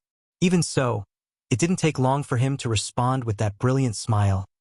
"I'm fine. How come you are here?" For a moment, even Snow Lotus was bedazzled by the level of charm coming off of the lad. She's always taken her big cousin Wen-yi as the most handsome man in the ice realm. That's why she's so heads over heels for the person. Yet now she's coming to realization of someone even better on the bed right over there. To say she's not slightly swayed would be an understatement. But then the remembrance of the repugnant things done to herself instantly shook Lotus back to attention. Furthermore, she just got shoved by some lowly peasant outsider. "It's good that you are all right. I and Xiaoyun came to meet Bai Yan, but we ended up going the opposite way and came here instead. I'm just as surprised to meet you here." "Bai Yan?" Snowhawk, who's been listening intently at their conversation, formed a frown at the name. Why is the name so familiar? Bai Xiao, even cool face, finally breaks into a warmth never shown thus far. Turning to the Snow Chief. "Chief Hawk, I will be leaving with my friends now that they are here. The debt I owe your clan will be repaid by me in due times, that I promise." The frown in Snowhawk's face deepened even further. Instead of making the kind elderly facade he showed earlier, the chief had turned sharp and borderline threatening. Chu-yi sensed this, of course, and subconsciously stepped forward to put herself between the two men. She's vigilant in the eye like a fight's about to break out. In light of the heavy air, Snowhawk's dangerous aura eventually scattered and returned to the gentle and kind one. "Sir Xiao, I believe it's best if you stay until you recover from your injury. I wouldn't want our efforts to be in vain. How about it?" "Humph, why would we do that? You people will only continue to insult him if he stays." Chu-yi doesn't back down and shot the idea down with her warning glare around the increasingly larger crowd of occupants around the doorway. "I'm taking him away today regardless of what you all do. This time it's no longer a mere differing opinion or argument. It's a direct insult for Snowhawk, who called himself the chief." Bai Xiao felt the sudden pressure exuding out of the older man there, and immediately reached out to grab hold of Chu-yi's hand to pull her back. "We will stay for now like Chief Hawk suggests. My injury is too severe to move properly, so it's the best arrangement." As soon as he said this, the pressure that surrounded the Holy Land's princess dispersed, and the chief bellowed out a laugh at the sensibility of the young lad. "That's great then. I will not disturb your rest, so we will take our leave. Lotus, come with me." Grabbing his eldest daughter's arm, he drags her out without room for discussion. The whole room went all quiet despite the ruckus mere seconds ago. "Xiao Xiao, why are you staying?" Chu-yi asks with a perplexed look. Scanning the room to make sure there's no eavesdroppers lingering around. "The Snow Clan's chief won't be letting us go regardless of what we do. Also, you're not his equal, so there's no point in resisting right now. We will move once I recover." That little remark about her being weak definitely didn't make the girl any happier. But even so, the Holy Land princess didn't refute the claim and moved on. "So we can leave after you recover?" "Uh-huh." The boy makes a faint nod. Once I am healed, no one here is my opponent. Bai Xiao wasn't one to repay kindness with hate, but they are leaving him no choice. A debt doesn't equal to slavery, nor does it mean one must sell themselves out for such a thing. Chu Yi and Bai Xiao 5. Then I'll stay with you. Chu Yi wanted to reach out to help the young man when her hand froze midair at the sight of that huge scar along the chest. Frowning in the face, "Do you need me to help you with the medicine?" Realizing his current flaunting of skin, Bai Xiao suddenly found it oddly uncomfortable and quickly covered up part of it. Coughing to clear his throat and to hide his inner embarrassment, "No, I'll apply it myself. I've got some injuries elsewhere. Can you first move outside for it?" Men and women are different. It's already bad enough he's showing his open chest before her. What would she think of him if he starts stripping the pants as well? "You're hurt elsewhere?" Chu Yi blew open her mouth and began to examine the young lad with anxious eyes. Bai Zhao's expression only got more embarrassed at the added attention. The place where I got hurt is on my inner thigh. It will be inconvenient. So, the Holy Land's princess reacted like any young maiden would. She's flushing red in the face like a peachy plum, hurrying to swing around in order to not make eye contact. I will take my leave first then. Go ahead and apply the medicine. If you need help, then call me." By the time her voice finished that sentence, she's already bolting it out the door. Lan Xiaoyun was the first to greet the fleeing friend that came running back out from the estate. That person inside? Is it my cousin Bai Xiao?" "Bai Xiao?" Huang Xiaoing the tigress didn't know who the guy was. However, she could see the flushed red appearance of her companion there. Without thinking, this big-breasted dunce jumped up and yelled the first thought that came to mind. Why is your face so red? Did someone inside the Snow Clan pick on you?" "No one will call you a dummy if you don't speak," Chu Yi yells back in exasperation. This big-breasted dunce couldn't pick it up, but Lan Xiaoyun definitely did with her intelligence. "Did I say something wrong again?" Huang Xiaoying makes an aggrieved face. "Xiaoyun." Chu Yi turns to her smart companion and instantly noticed the smiling look coming her way. In the momentary panic, she blurts out the only excuse that came to mind. It is Bai Xiao inside there, and I'm blushing because of the sun. The sun? It's really the sun." Pricking her eyes up skeptically, Lan Xiaoyun looks upward and found only the gloomy white clouds covering the sky. "Sun? Where is the sun?" Chu Yi's flushed face nearly exploded due to the blood rushing up to the head. She's known as the little demon witch of the Holy Land. When has she ever been so weak and helpless? It's shameful, but the girl had to admit she's inferior to even the tigress here who they took as a dunce. At least Huang Xiaoying had the courage to pursue love despite everyone's opinion. Do you like my cousin Bai Xiao?" Lan Xiaoyun figured it's best to be direct.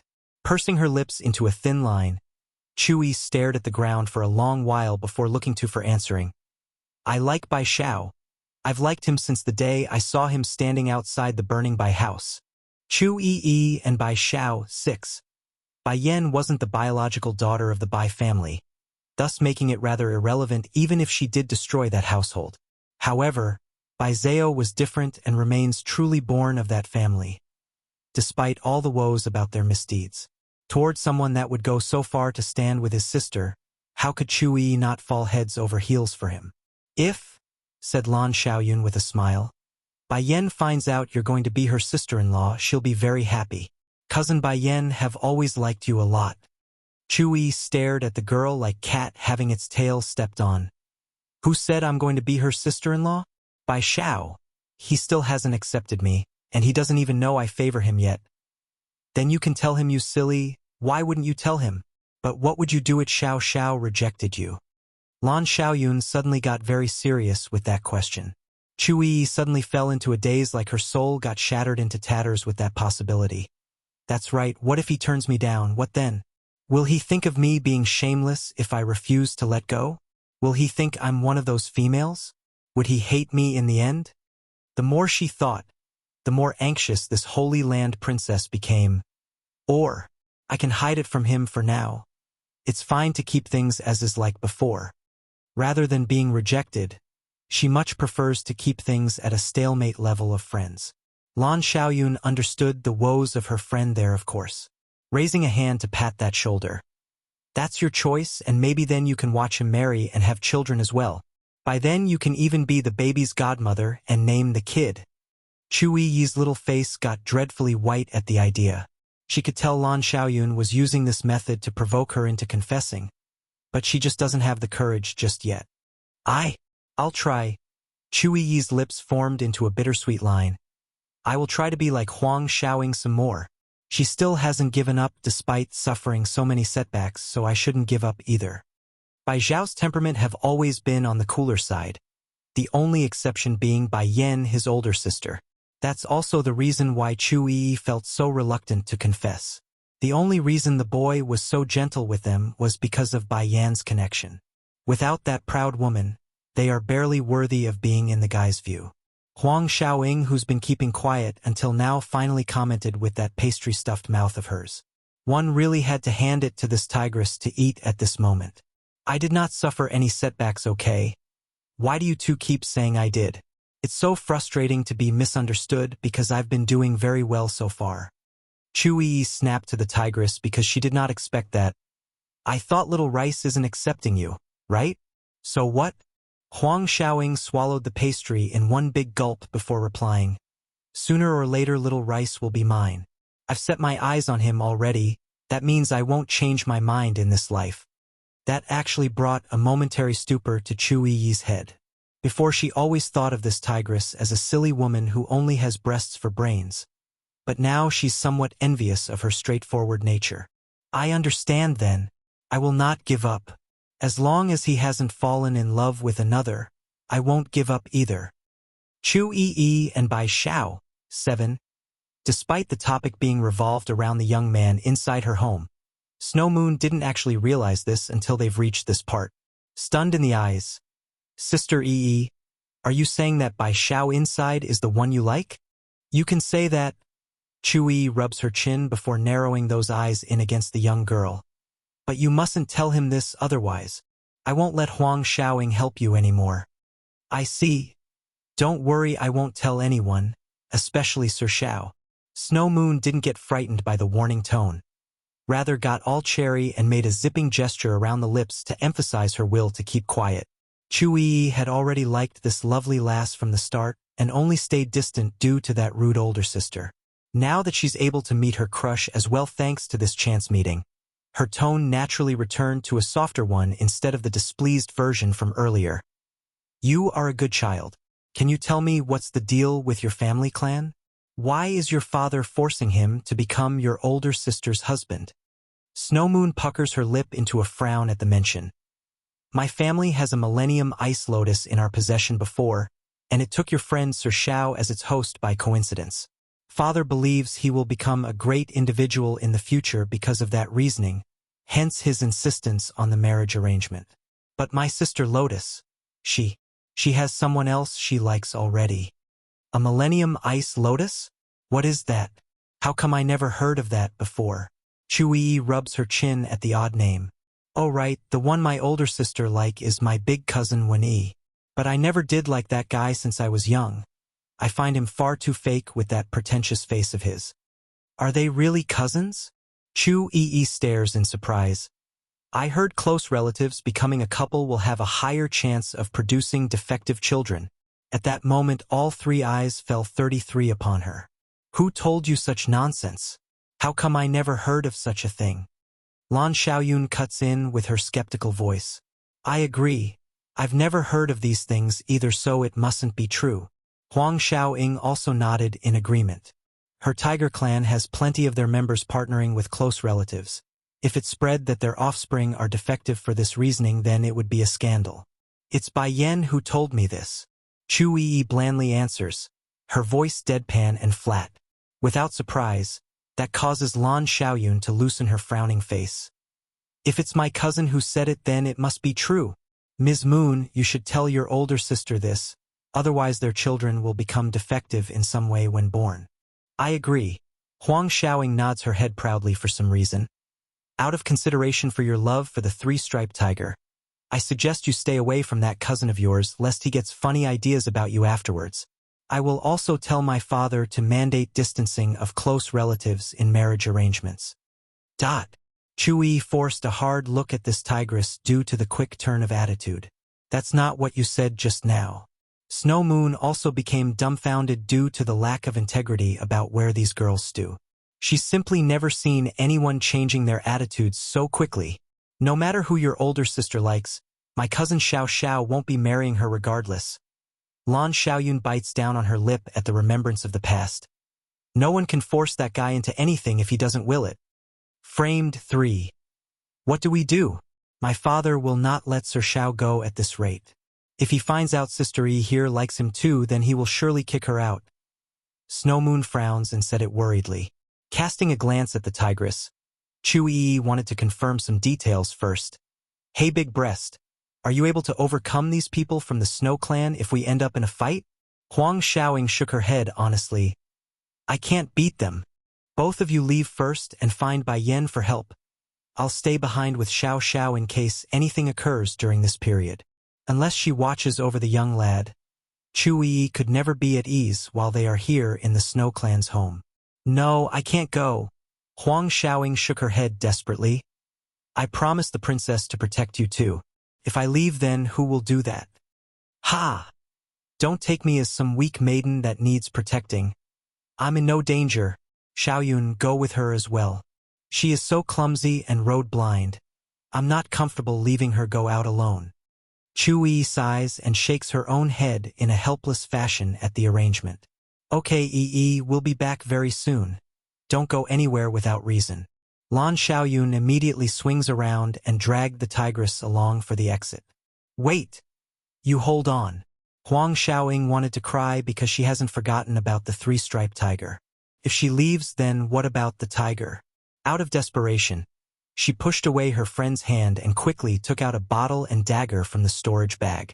Cutting a slight opening on the tip of her finger, she lets a few drops of blood trickle into the container and hands it over to Chu Yi. You hold this.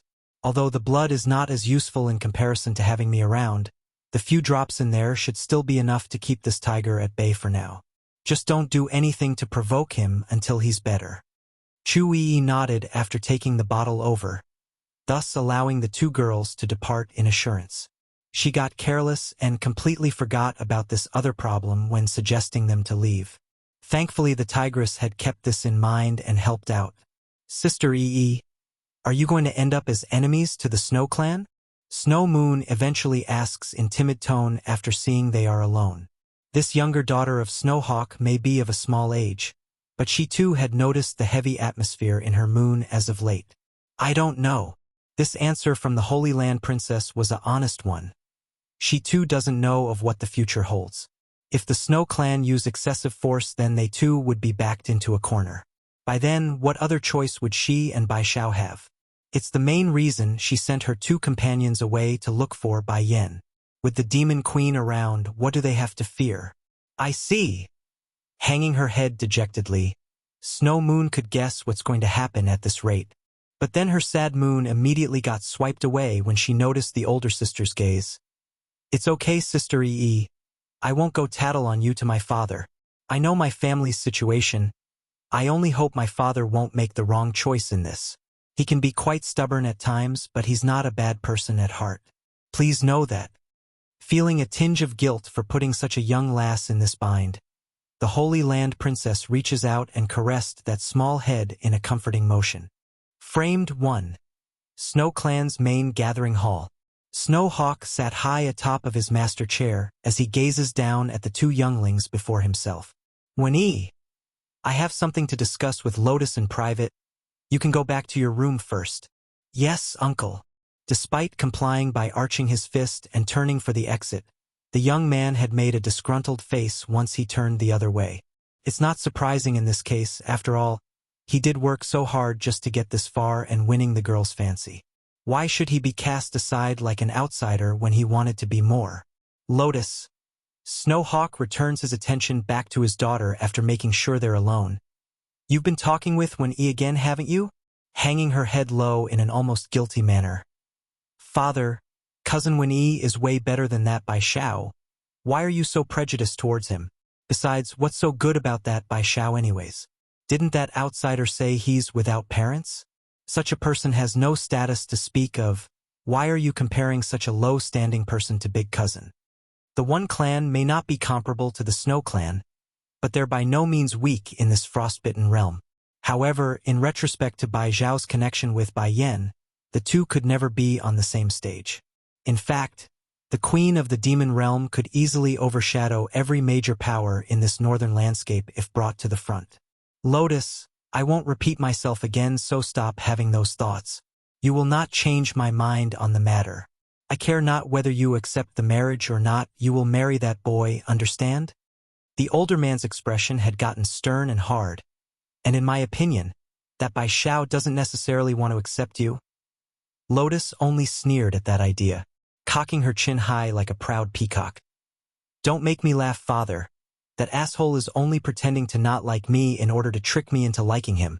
I've seen plenty who tried such plays in the past. I bet it's because he knows you won't let him leave. That's why he wanted to use such means to earn image points. He probably feels so inferior that he needs to use such underhanded tricks. Enough. Don't want to hear anymore. Groaning like he's going to get headache at his eldest daughter's logic. Snowhawk's brow had furrowed into a deep knot. Swiping the air impatiently. We will talk again later. Leave me for now. Also, you are not allowed to get close to Wen-yi during this period. Do you understand? Father. Lotus stomps her feet hard in frustration, but then retracted that whiny tone after lighting up with an idea. Father, I heard you got your hands on a divine god pill. Can you give Cousin Wen-yi it? If you do, then I promise to listen to you. Divine god pill, a very rare drug that could help one break through from a middle divine rank into the higher divine rank. It's a wonderful product most could only dream about, and in this case the Snow Clan has gotten in their possession a single pill for the most talented of their members. Growing extremely ugly in the face at the sudden request, the man could tell where this was leading to. Lotus, you know well enough that our clan is saving that pill. Why would you ask such a thing of me? Of course I know, father. That's why I'm asking you to let Cousin Wen-yi take it.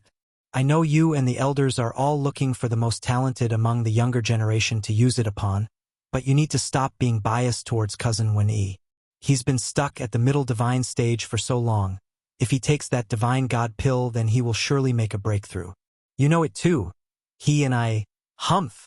Snowhawk sounded irate now. You really have been blinded by that boy, haven't you, Lotus? Don't think your father I can't see through to his schemes. He wants the divine god pill? Dream on. That precious drug will only be used on someone within the family, not some distant relative from another clan. Also, once you are married to that Bai Xiao, I will be sending Wen-yi back to the One Clan. It's not right for him to constantly stay at our home when he has his own. Framed too. Father! Snow Lotus exclaims, her eyes teary and wanting to argue some more. However, the indifferent gaze coming from her old man told the distressed lady all she needed to know and how fruitless it would be. Without any extra hesitation, she turns and stepped out of the hall with a strong level of unstableness. Father can't fool me. He only wants to keep the divine god pill because of that annoying Moon, little sister. Just because Moon's talent is superior to mine that they are willing to be so unfair to me? I can't let this go on. Cousin Wen-yi have already been wronged. I must get him the pill at all cost. Gradually, Snow Lotus's figure had straightened out with a firm steadiness in her strides. Father, don't blame me. It's you who forced me. She mutters while giving a casting glance at the hall behind herself. In this world, there's no one who could give Snow Lotus a sense of security aside from her so-called strong and powerful cousin. After leaving the hall, the resentful lady directly went over to Wen-yi's courtyard where the man was already waiting anxiously. Big cousin! Without surprise, she bursts into tears and threw herself at him. Wen-yi caught the girl, of course. Wiping some of the tears with his finger like a gentleman, he dives right into the main topic. So did you get it? Did Uncle give you the divine god pill? Appearing apologetic in her face. My father did not want to give me it. Big cousin, it looks like we will need to look for an alternative method at this rate. Towards Lotus's answer, the guy expected it as much and didn't get angry. Even so, he couldn't hide the touch of disappointment in those eyes. This woman is really stupid. She can't even get a stupid pill for me. If not for the fact that the Snow Clan only has her and that young moon as the next heir, I wouldn't even consider this stupid woman. She has neither brains nor body. It disgusts me so much. Having thought that, when E did not forget to keep up his gentleman act when the girl faced upwards to meet his gaze, softening in his voice. Lotus, you know I only want to rely on my own ability to grow. I do not want you to suffer in my stead. Regarding the divine god pill, you mustn't go to Uncle again, understand? That worked as expected because Snow Lotus's mood grew even more guilty and conscious of her own failure. Cousin Wen-yi is so amazing. He never asks for others to help him. Why must father misunderstand him as such? Cousin, I will not let father continue to misunderstand you. He will learn sooner or later who is the better option for being the Snow Clan's son-in-law. It's all that Bai Zhao's fault. He must have been spouting lies to him in secret and making you look bad. When Yi didn't buy that theory, of course, in the way he narrowed his eyes in at that last remark. He's not stupid like this Lotus. The guy could tell Bai Zhao could care less about the Snow Clan based on his attitude alone. That leaves only one answer. The one behind his semi-exile state was the chief who saw through his plan. I know, my sweet Lotus. I know. Bai Zhao lusts after you. That's why he framed me so that he could get Uncle to side with him. I won't let him do that, I promise you. I will let everyone in the Snow Clan know how much I love you through my own strength and not by taking advantage of others. That said, the sweet talker reaches out with his hand and caressed the girl's hair in a soothing motion.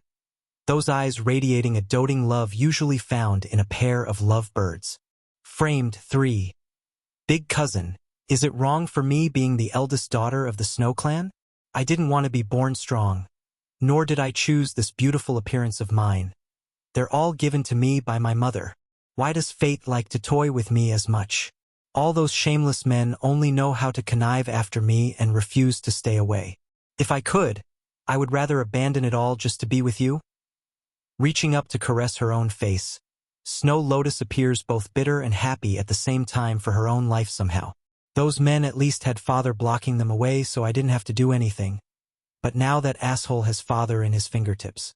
What am I supposed to do? Lotus, I fear it's not that simple with that Bai Zhao. Those in the past only want you and the wealth your family can provide. But this guy must be up to no good. You already saw how he schemed to take the Ice Lotus. He's probably meditating to do more than just marrying you. From that warm smile of the pretentious guy, when E began to lead the stupid lady down the path he wants. I know now. It must be the divine god pill. He's weak, so he wants to also grow stronger. With that pill, he will be able to do just that after stealing it in his next step. That actually brought a visible tremble to the lady's face, shaking her head in the next like she's trying to think of something. How is that possible? Bai Zhao can't even climb out of bed, so how can he steal the divine god pill from my father? Did you forget? He had a few friends who came today. Do you think it's a coincidence that they deliberately approached your younger sister Moon at this timing? Maybe their whole purpose is to get the pill from the very start and the Ice Lotus is merely a coincidence. I can't be certain, but you must remind your father to be careful of everything and everyone related to that person. When Yi says it with such solemn tone that it's hard to dismiss the possibility in the eye of the girl, getting depressed again at the mention of her old man. But my father is already convinced of Bai Zhao's intent. He won't believe my words. And if I go to him and tell him about your opinion, father will surely misunderstand you some more. Then the divine god pill. The guy continues to keep the conversation around that item since he doesn't want to leave it. Don't worry, that is placed inside the altar room by father. Some outsider wouldn't be able to get there on his own. The location won't be a problem. Altar? When he raised an eyebrow, his mouth nearly unable to stop from laughing out aloud. So that's why. The divine god pill is inside the altar room. No wonder I couldn't find out where it was from Snowhawk's concubine. Sleeping with that old hag was such a pain, though she did look fantastic for a middle woman. That bastard must have been on to me for a while now.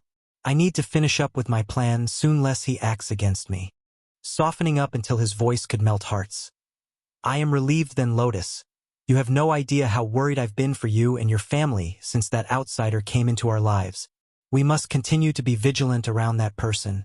There are a lot of bad people who wants to take advantage of others in this world.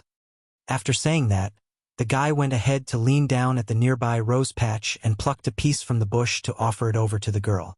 Snow Lotus of course felt elated at the offered gift, but her sight had lost sight of the thorns on the stem there and easily pricked her own finger, letting blood draw from the small cut. Lotus! The guy hurriedly grabbed hold of her hand and wiped it with a handkerchief, his eyes showing pain and regret. It's all my fault. You're hurt because of my carelessness. Seeing the unabashed lovey eyes coming her way, the girl melted away like she's eating honey. I'm all right, cousin Wen-E. Don't worry about me. This won't do, you are my precious Lotus. Even a prick from a rose is a prick to my heart. Come, let me take you to your bedroom for rest. Acting like he's relieved over her statement, Wen-E casually tossed aside the handkerchief and plucked her right up into a princess hold and left. This would have been a real princess and prince story right out of a fairy tale. Issue was the guy didn't leave for long in this case. Minutes later, Wen-E had returned in haste and picked up the blood-stained fabric from the ground. Others may not know the details, but the altar room's doorway had been sealed with a spell to keep intruders out. Only those with a direct bloodline of the Snow Clan could open it, and he wasn't one of them.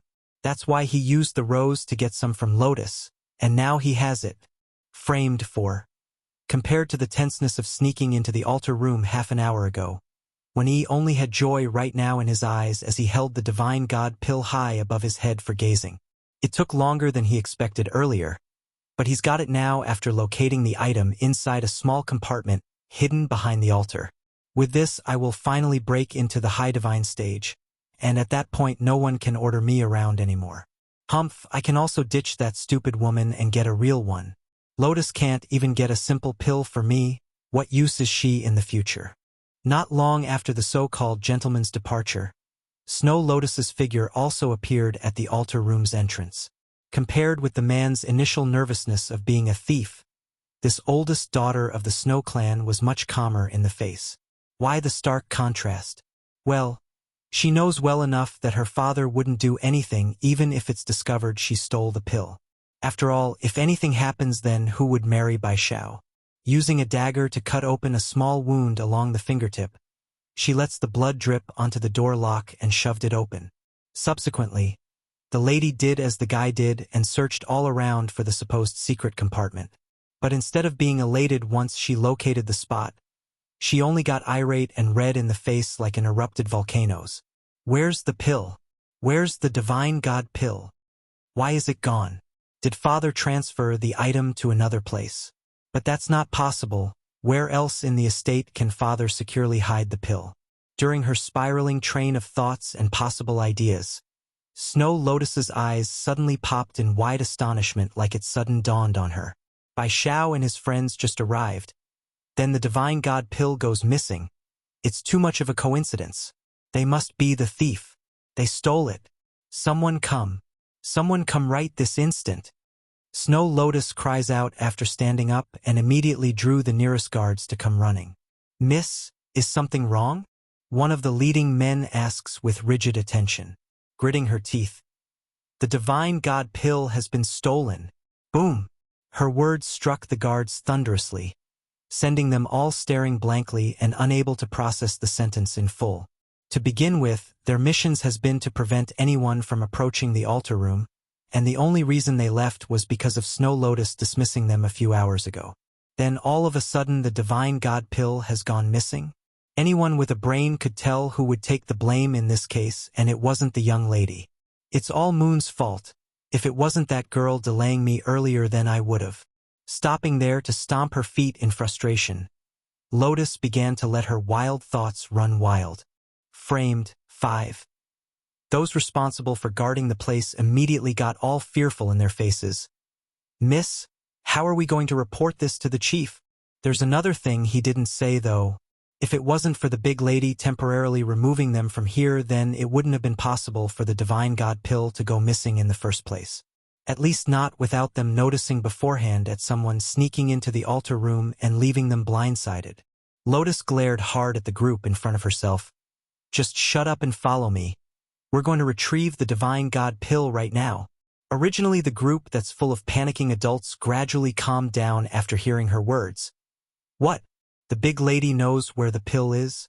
Ignoring the strange looks coming her way, Lotus went ahead to leave for the inner courtyard where she assumed the thief resides. Guest room. Holding a bowl of soup in hand, Chewy carefully spoon-fed the content to the young lad across from herself. My hands are not a problem. I can drink it by myself. This of course embarrassed Bai Xiao, who never had such great treatment from the opposite sex. No, that won't do at all. Bai Yan is not around right now, so I must take good care of you. Chu Yi's eyes flashed with gleeful light as they flickered shyly away from his gaze. You need to drink this up, okay? Likewise, Bai Xiao also flared up into a flushed red hue along his cheeks due to their close contact. He could tell how awkward and intimate their current pose appeared. Even so, he didn't reject the kindness. Bang! Just then, as the pair were going through their moment, the door to the room suddenly got slammed open by a pair of feministic hands. Startled in the fashion of a cat having its tail stepped upon, Chewy swiftly dropped the content in her hand and stepped in between the unwelcomed people and her crush. What are you doing here? Standing at the door was a lady wearing a peach-colored dress, and behind her was a line of guards that has surrounded the room in a circling formation. Go, nab this thief for me. Cocking her chin high, Snow Lotus ignored that question and directly gave the order. Yes, milady. The leading guards rushed forward, giving no care for anything else. Pong! Bai Xiao always knew this moment would come, so he didn't get scared. Rather, he leaned down and grabbed the dropped bowl and threw it at the rude bitch. Get lost! He's got plenty of practice in the past in the Bai house, so this behavior wasn't anything new. He merely returned to his roots. When has Lotus ever been treated like so? Having a bowl that's been smothered with soup thrown in her face? Ha! The very fact that she was clueless enough to get hit showed how dense this lady was at heart. Shouting aloud in an irate manner, Bai Xiao, how dare you throw my family's own stuff at me? You are a thief. Now I got proof, so you can forget about escaping the blame. But as long as you return the divine god pill, then I will spare you a painful death. Chu Yi now understood why this lady would come barging in. Raising a sneering smirk. Instead of going to look for the thief after losing something, you come and blame us? Do you take us for fools? You? Snow Lotus glared at the Holy Land princess. Nothing happened until you came into my home. Who else could have done the theft then, huh? I bet it's you who did the thieving. Puffing up her chest to taunt the other rude girl. Chewy never cowers before a challenge, especially when she's being called a thief when she never did it. I, Chewy, will never deny doing something if it's done by my own hands. Don't go accusing me of just anything. Although I don't know what that whatever divine god pill can do, but if it's an alchemic product, then I can get some at any time I want. Why should I go steal it from your household? Framed 6. By Yan's an alchemist, and with her ability and knowledge of ancient formulas, Chu Yi was certain she could get any Dan pill without problem. In that case, why would she need to steal some from another person? Don't assume that Bai Yan disliked the Holy Land princess by the way she speaks to her or the way the mother lectures the steam bun to stay away from the troublesome lass. They're in fact very close and would do anything for this temperamental follower. You really know how to lie. Who would dare say they can get a divine god pill with ease? Despite my family being the most powerful in this land, we too could only get one of those, and yet you dare say you can get a bunch? Show me proof then, humph. Come on. Bring out a bunch to show me. Chu Yi actually became stumped for a second. I don't have any on me right now, but Bai Yan is an alchemist, so she will know how to refine some. If I go and ask her, then she will give me plenty, so why would I need to take yours? Ha! Snow Lotus cracks a sneering laugh like she's exposed the other side. That proves my point. You know, a alchemist? Don't make me laugh. I'm giving you one last chance. Hand over the divine god pill that you stole, and I will spare you a painful death. That does it for Chu-yi. Squinting her eyes into a narrow slit, the princess forms a smirk and beckons the other girl to come forward with a finger. Come over. If you do, then I'll return the whatever pill to you. That's more like it. Snow Lotus snorted, her chin held high as she slowly marched over. Now where's the Dan pill? Since the place belonged to the Snow clan, none of the guards or the lady suspected trickery. But as she got closer, Chu-yi suddenly raised her leg and directly kicked into the lady's stomach and sent her flying backwards. To begin with, Snow Lotus's talent has never been high, coupling in with the years of love talk and unwillingness to train. She naturally fell heads over heels due to the lack of defense. She could barely breathe due to the stanching pain in the abdomen. Then, to make matters worse, Chu-yi took this opportunity while everyone was still in a daze to rush forward and stomp down at the gasping girl's back. You think your madam here will just put up with your nonsense and accusations, right? I've been putting up with your attitude long enough. When have I ever suffered such attitudes from anyone? Chu-yi has devolved back into her old violent self in this case. She's never been one to take anything, attitude or indignation. Now that she's been pushed over the edge, things won't end smoothly regardless of who comes. Bai Xiao watched on as her friend there delivered a good whop-ass kicking. He actually found this side of the Holy Land princess quite likable based upon the way he's smiling. However, being happy was one thing. The guy didn't get so lost in the moment that he would miss out on the guards who were throwing themselves at Chu-yi by this point. Rushing over to his companion as well. Stop! Whoever comes closer, then I will destroy the Millennium Ice Lotus inside my body. Afterwards no one will get their hands on the flower. He warns with ice in his voice. Sure enough, the guards who came with Lotus halted in their steps. They know well enough the only reason Snowhawk, the current chief, wanted this young lad into their clan was because of the Ice Lotus and the promise it holds. If anything happens to that magical flower, then they would be severely punished, death even for themselves and their family.